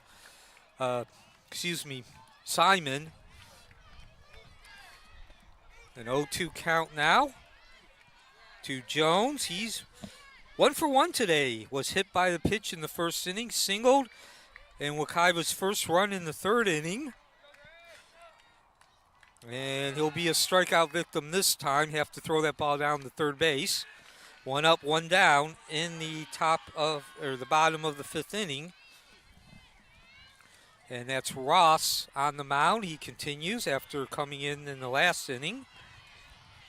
Jones is recorded out on the strikeout. Stepping into the batter's box now is the right fielder, number 5, Mills. Meanwhile, Chavez runs it up to a full count and then stays alive on a foul. Mills 0 for 2 today, did reach base on an error in the first inning and then struck out, and he looks at strike 1. 2-0 lead for Ocoee. We're in the bottom of the 5th inning. Ocoee looking for a 4th victory in 5 attempts now. Ocoee scoring its run in the 3rd and another one here in the 4th. The last inning, the 4th, as Mills swinging at a ball bouncing in the dirt. Trokey records the strikeout, and that will take us to the end of the 5th inning. No runs. Scored on 1 hit with 1 night error, leaving 2 on base, and we remain at 7-0 at the end of 5. A 1-2 count now on Mills, and this streak of 3 wins in their last 4 has upped Ocoee's overall record to 7-10. This is a Metro Conference Championship Tournament game. Ocoee began the tournament with an 11-6 victory over Oak Ridge, so certainly it would feel good to go 2-0 as the count now 2-2 on Mills. Next up is Zach Reinert, who scored that 2nd run, giving Ocoee a bit of insurance. We are in the bottom of the 5th inning from Mustang Field, and that ball's lifted high but not very far. Calling everyone off is the first baseman, Nickel, and he records the 2nd out of the inning. Nickel catches the high fly ball.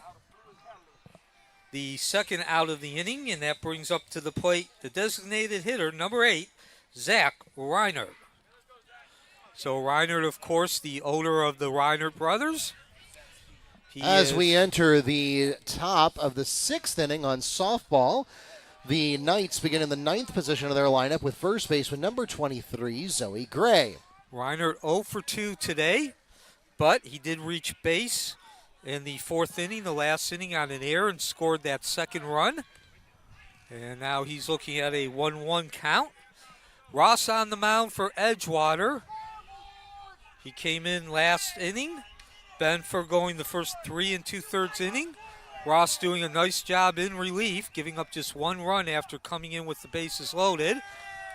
And getting the first 2 batters in the bottom of the 5th inning. A 2-1 count now on Reinert.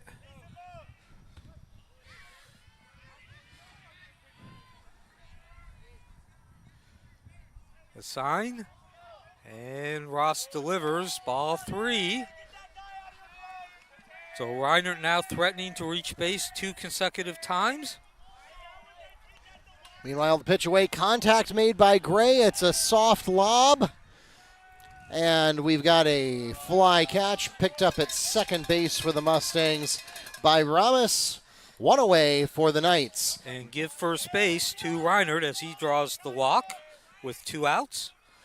Next at the plate for Ocoee, they return to the top of the lineup with shortstop number 00, Sammy Singh. Reinert advances down to first base with the walk. Now batting the third baseman, number 3, Campbell. So Campbell, 0 for 2 today. He comes to the plate, looks at ball 1. He'll be batting with a runner at first base, 2 outs. And Singh gets a piece of that one, and she's got some room to run. Ross way out in front of that slow curve ball, bouncing in front of home plate. 1-1 count. Sammy Singh with an inside the park home run. The Mustangs not able to get it back to the plate in time, and that will push the score up to 8-0 as Singh picks up her own RBI. Next at the plate for the Knights, catcher number 18, Reese Guido. 2-1 count on Campbell, the number 8 hitter. Ocoee with the 2-0 lead in the bottom of the 5th inning. 2 outs, runner at first. Ross delivers, and that will be the end of the inning. Strike 3 as Campbell swings through the slow curveball. And that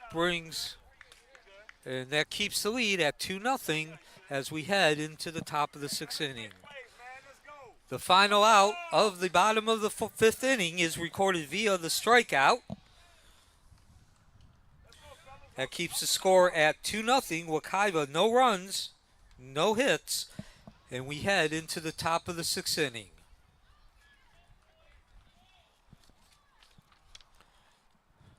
So, Neil, these two games actually keeping pretty good pace with each other.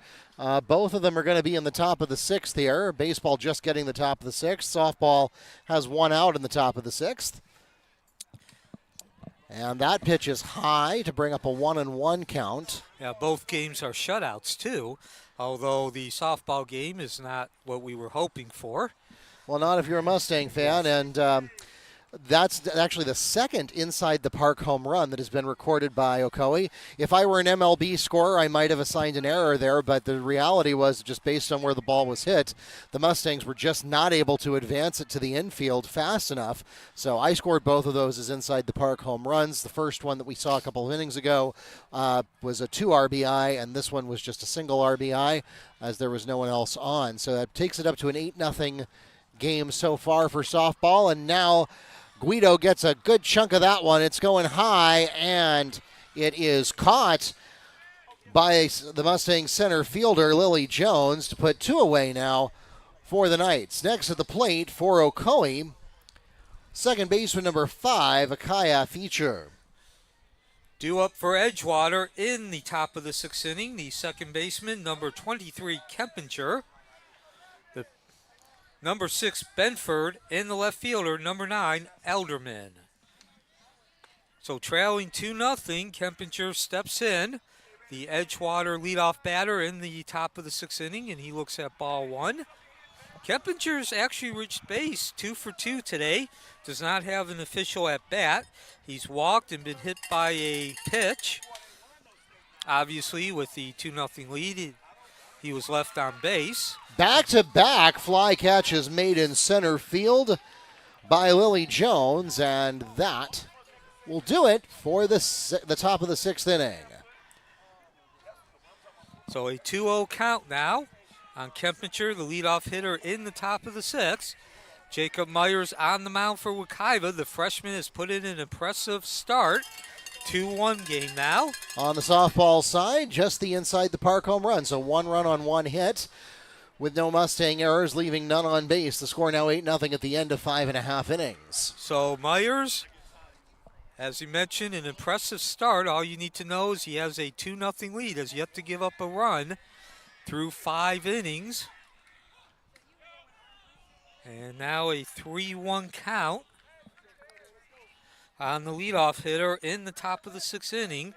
Had a rough 5th inning, bases loaded, but was able to get out of that jam, striking out Charles and getting Ross to ground out to the first base.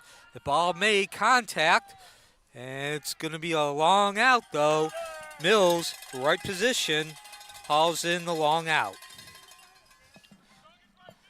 Mills in the right place in right field, recording the first out on the fly ball, and that'll bring up number 6, Benford. So Benford, the starting pitcher, he's 0 for 2 today, perhaps hitting into the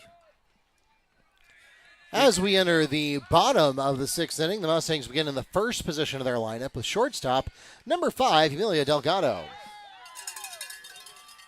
So Benford hitting into perhaps the biggest out of the game. It was actually a double play in the fourth inning. Kempicher leading off that inning with a hit by pitch, and then Benford killing any attempt, any momentum of blowing that into a rally with that double play. A 1-1 count now.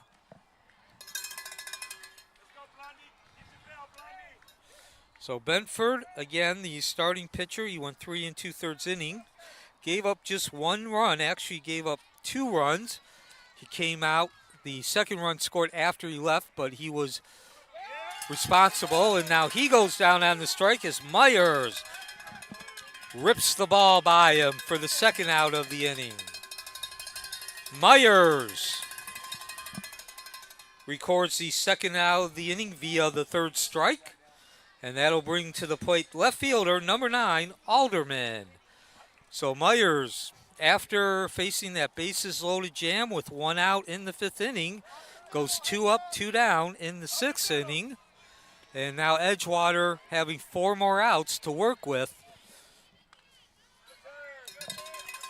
Meanwhile, Strike Delgado 1.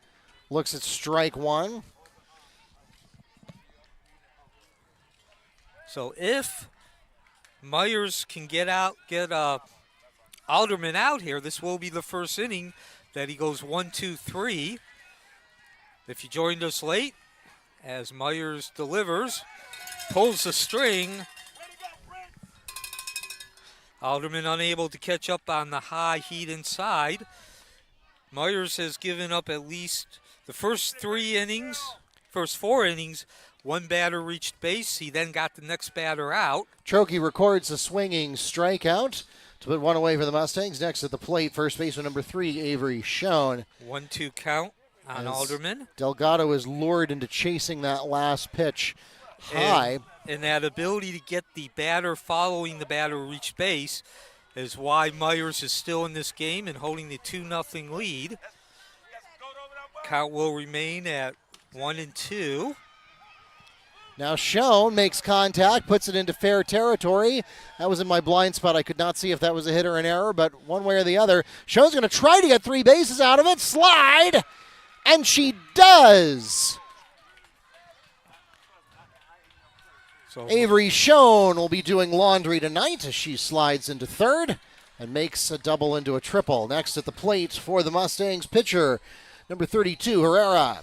Myers back to work and not quite able to get Alderman swinging too soon on that pitch. Alderman getting just a piece of it, chipping it into foul territory. 2-0 lead for Ocoee.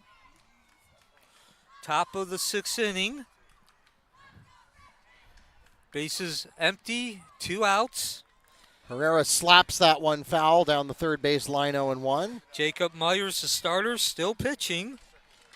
Looking for his first 1-2-3 inning, and of course, that would be a huge momentum builder and lifter for Ocoee heading into the bottom of the 6th inning. Ocoee looking for its 4th win in 5 games as well. And this is a Metro Conference Championship Tournament game as well. And Myers pulls the string. Alderman with the rip, but unable to catch up. And 1-2-3, first time this game, Myers has done that. 2-0 as we head into the bottom of the 6th inning. Myers records the swinging strikeout, the second of the inning, and that will keep the lead at 2-0 as we head into the bottom of the 6th inning. Meanwhile, on the softball side, the Mustangs put their first run on the board as Avery Schoen comes home on the RBI single from Herrera down the third base line. Next at the plate for the Mustangs, catcher number 15, Camila Delgado.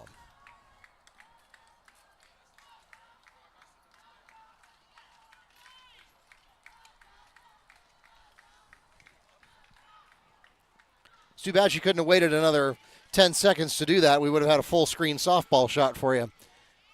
In any case, swing and a miss for Delgado on the first pitch of the at-bat to bring up an 0-1 count. Mustangs finally on the board. So no matter what the outcome, it will not be a shutout on the softball side as Schoen comes home. Schoen making a very brave decision to go for third. She definitely had second. Third was going to be down to the wire, but she was able to beat the throw there.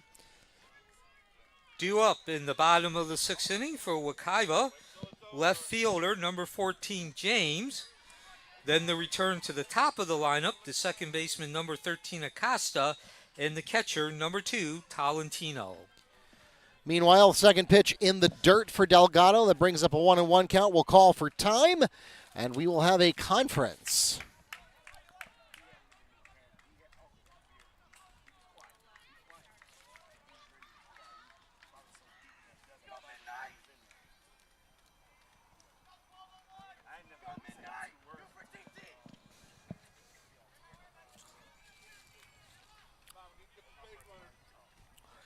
Leading off the bottom of the sixth inning for Ocoee, left fielder number 14, James. Ocoee holding the 2-0 lead. Now as we begin the bottom of the sixth inning, that's James at the plate. And strike one to begin his at-bat. Yeah, Neil, I always scratch my head a little bit. I know there are legitimate reasons to do it, but bunting with no one on is risky business. James 0 for 2 tonight. Has struck out both times at the plate. Looking to put the ball in play for the first time tonight. Won't on that pitch, and now an 0-2 count. And if you joined us late, or if you just like me to say it again, Jacob Myers, the freshman, he's gone the distance, 6 innings for Ocoee. It's been a masterful performance in terms of providing just what his team needs, as the count will remain at 0-2. Myers, obviously, with the 2-0 lead, working on a shutout, needs 3 more outs to complete it. 2 hits, 3 walks, 5 strikeouts, and a hit batsman heading into the 7th inning. See if Ocoee can give him at least a 3-run cushion. 1-2 count. It's been a very pleasant day, evening, and into night at Mustang Field, the campus of Ocoee. Temperatures about 82, 83 degrees when we began. Ross on the mound, continues for Edgewater. And now a 2-2 count. Slight bit of wind. It's been cloudy all day, but has not intensified. As Ocoee scored its 2 runs, the first in the 3rd inning and the second in the 4th inning. As the first out's recorded, James, unfortunately, goes down on strikeouts for the 3rd time, unable to catch up with the heat from Ross.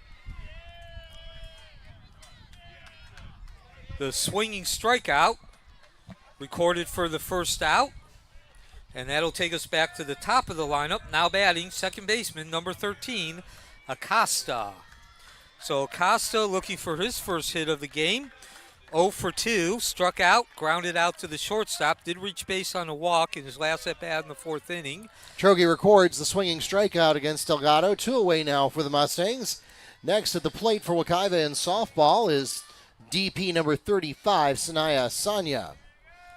And a 1-0 count.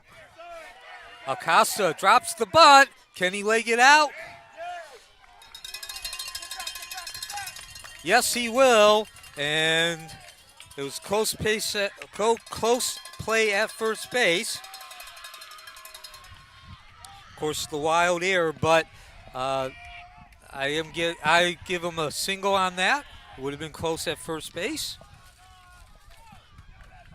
So runner at first with 1 out for Ocoee in the bottom of the 6th inning.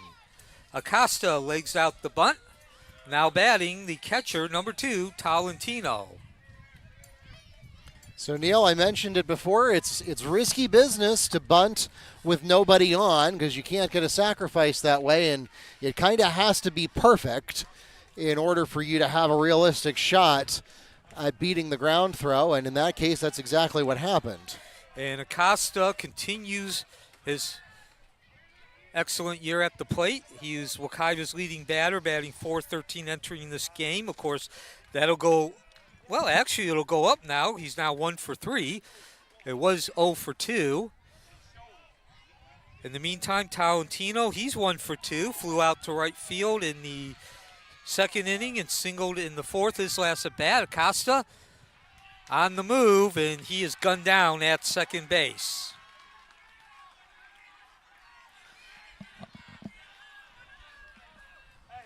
The stolen base attempt goes for naught. Baker with the excellent throw down to second base. That's the second out of the inning. And continuing at the plate, catcher number 2, Talentino. So what could have been some momentum for Ocoee goes for naught. Acosta unable to get to second base on the stolen base as Talentino rips through and unable to contact on that offering from Ross. However, that is Ocoee's style. They are aggressive. They do like to steal bases. So I'm sure Coach Tate would say he'll take his chances every time they steal the base, as the count now goes 1-2. Trokey records the strikeout looking, and that will take us to the end of the 6th inning. The Mustangs holding on to their one run from earlier. Picking up that one run in the 6th inning, as Schoen came in. And that has narrowed the score to 8-1 at the end of 6. And Talentino goes down on the strikeout, stood at home plate. The called third strike, and just as quickly, what looked like it might have been some potential for Ocoee is not. Stolen base attempt, unsuccessful, and then the strikeout. Ocoee still 2-0 lead. They need 3 more outs to record their 4th victory in 5 attempts. And we have now reached the end of the 6th inning in both fields. Since we're both on a break at the same time, it's time for the 6th inning stretch. So stand up, stretch your legs, and join us now for Take Me Out to the Ball Game. Take me out to the ball game. Take me out to the crowd. Buy me some peanuts and Cracker Jack. I don't care if I never get back, for it's root for the Mustangs. If they don't win, it's a shame, for it's 1, 2, 3 strikes, you're out at the old ball game.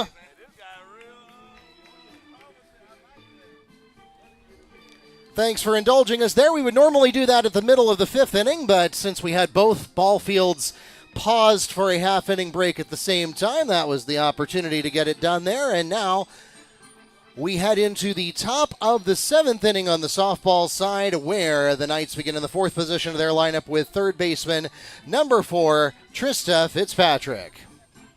Where's the second verse?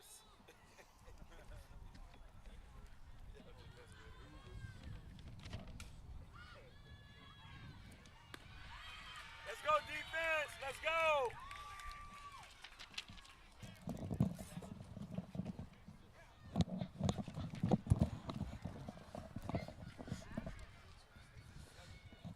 Due up for Edgewater in the top of the 7th inning will be the 6th, 7th, and 8th position. The catcher, number 15, Baker.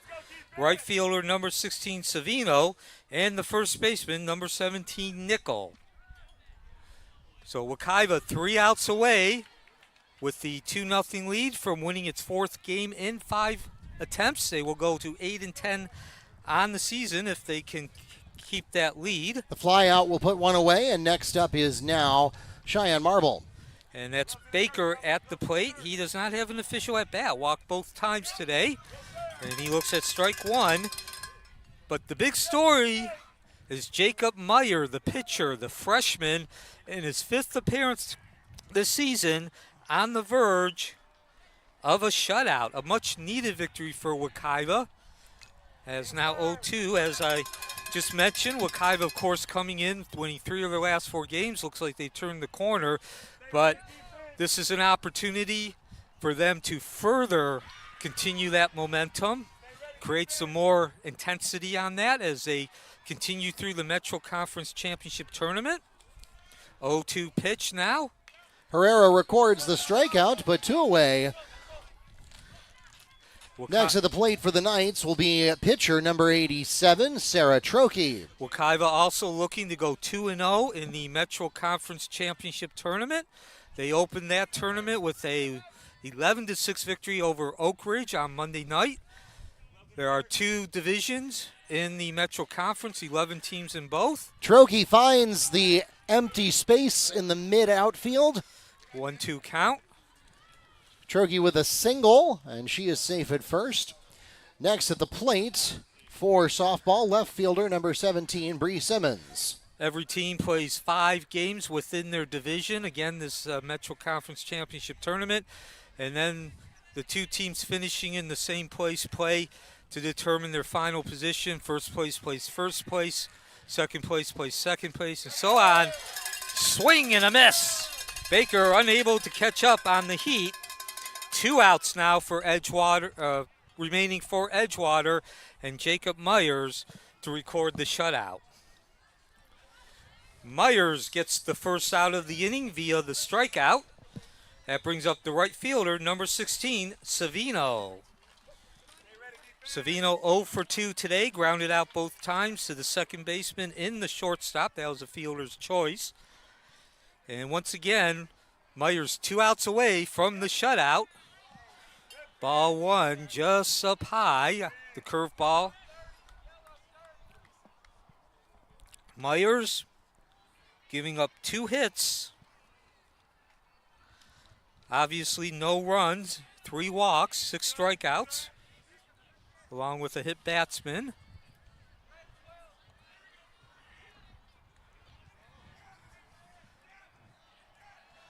Steps back up onto the plate. Savino steps in.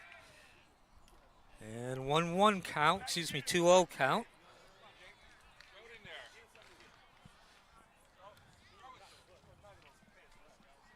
Ocoee scoring its runs, 1 apiece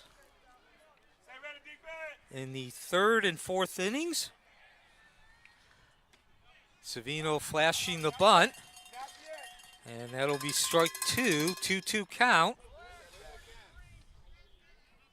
Myers also, as we mentioned, 6 strikeouts. 3 of them have been the last 3 batters.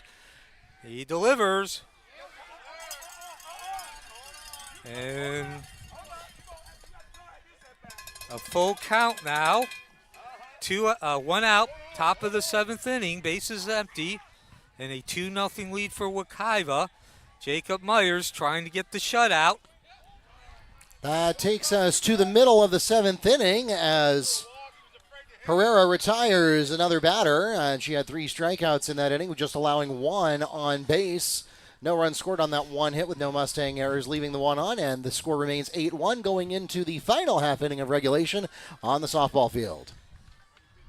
So Myers unable to get that 3rd strikeout, breaks the streak of 3 consecutive strikeouts. Savino reaches base on the walk, and now Coach Tati coming out. Got a confab, every infielder out there with Coach Tati. And looks like Myers is going to stay in. Tati's going to give him the opportunity to finish the game. Savino reaches base on the walk. Stepping into the batter's box, the first baseman, number 17, Nickel.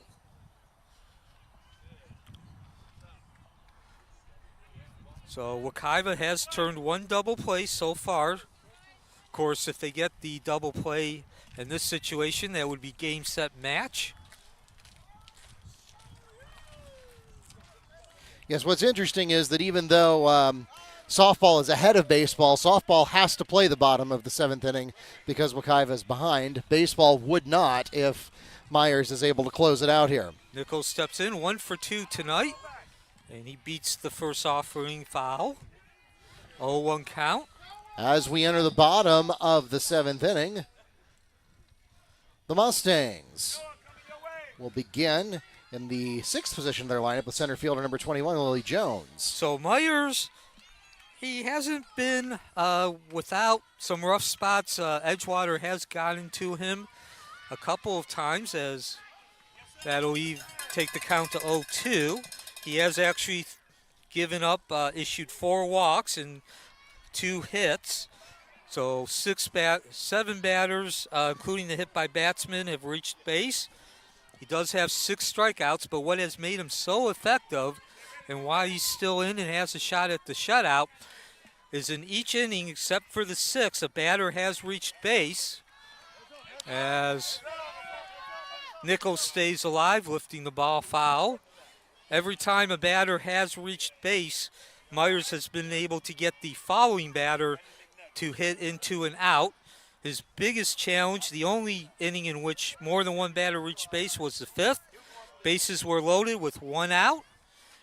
However, he then got the 1 and 2 batters to strike out and hit into a soft line drive, a ground out to the first baseman Simon, and that will take the count to 1-2. Troggy records the strikeout, put one away for the Mustangs. Next at the plate for Ocoee will be third baseman number 23, Ariana Garcia. And there's the book on Myers, as we are now 2 outs away from a 4th victory in 5. Of course, with the count 2-2, Nichols, the batter, now represents the tying run. So Myers not in deep trouble, but certainly needs an out. And there it is, the 4th strikeout in 5 at-bats. Nichols goes down on the swinging strikeout, and Ocoee and Myers now 1 out away from a shutout in the victory. And we're going to get a timeout, though. I'm not sure Myers is going to be able to finish the game. We'll check at that. Meanwhile, after a low inside and high outside ball, finally Garcia fouls one away to bring up a 2-1 count on the softball side. We're pausing here at the mound as Coach Taitai. Yeah, he's going to the bullpen, and I bet this is just because of the pitch count. Obviously, when you're throwing a shutout for 6 2/3 innings, it's not performance. And that's number 18, I believe. Garcia drops a hit into right field. She's safe at first. Next at the plate for the Mustangs, right fielder number 34, T.T. Thomas. And that's Enrique Archie, the 6'1" freshman, the other freshman, along with Talentino on this varsity team. 6'1", as I mentioned. Also plays the outfield. If you follow football, it's a familiar name. He was the backup quarterback, and he will be entrusted to get that last out for Ocoee. Now pitching for Ocoee, number 18, Enrique Archie. Enrique Archie. Now at the plate on the softball side, Paola Chavez. So that'll bring to the plate Collins, the number 9 hitter, center fielder, and he has gone 2 for 2 today, so certainly a dangerous hitter. Both those hits were singles, so that would not cause any damage to Ocoee, but obviously you want to get this over with as soon as possible. You don't want to let the top of the lineup come back up. Archie.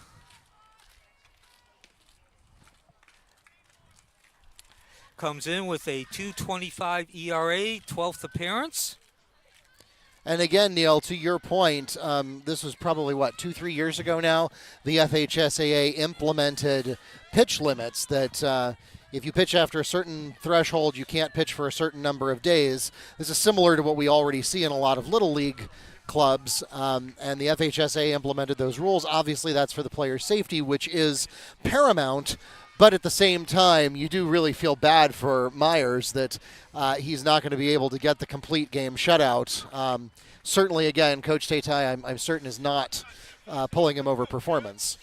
Archie also pitching 18 2/3 innings. Not really a particularly good walk to strikeout ratio 20-17. But again, he's only given up 9 hits, so 1 hit every 2 innings. And he only needs to get 1 out in this situation. Now batting for Edgewater, the center fielder, number 21, Collins. Ball one. Runner at first base with 2 outs. Top of the 7th inning, Ocoee nursing a 2-0 lead. They scored their runs in the 3rd and 4th inning. 1 earned, 1 unearned in both cases, as the count now 2-0. Ocoee got its leadoff batter on base. Archie trying to close out this game. Chavez picks up the RBI. Runners still at 1 and 3. And next at the plate, Ocoee returns to the top of the lineup with shortstop number 5, Yamilia Delgado. And Archie unable to go 1 for 1. Collins takes it in the back of the neck. That puts runners at first and second with 2 outs, and they will go back to the top of the lineup with Charles. Collins reaches base on the hit batsman, and that will send Edgewater back to the top of the lineup with Charles, the shortstop, in number 14. So Charles steps up his 4th at bat. He's 0 for 3 today, struck out twice, flew out to the left fielder James, and he will come up with an opportunity for Edgewater to cut into that lead. He now represents the go-ahead run. First pitch, it's high, and it's not quite so deep. Running underneath it is Mills, and that will bring this game to an end. Ocoee, a sensational performance from Jacob Myers at the core of the 2-0 victory. Myers going 6 2/3 innings, giving up no runs, the shutout, 2 hits, 4 walks, and 7 strikeouts. Ocoee ups its record to 8 and 10. And within 15 seconds of each other, both games conclude at exactly the same time. Mills has the final word of the Mustangs baseball game as he picks up the out. And again, congratulations to Myers, who was all but one batter away from throwing a complete game shutout before hitting pitch limits. Mustangs will finish with a 2-0 victory on that side. 2 runs scored on 4 hits with 2 Eagle errors leaving. And then on the Edgewater side, no runs scored on 3 hits with no Mustang errors.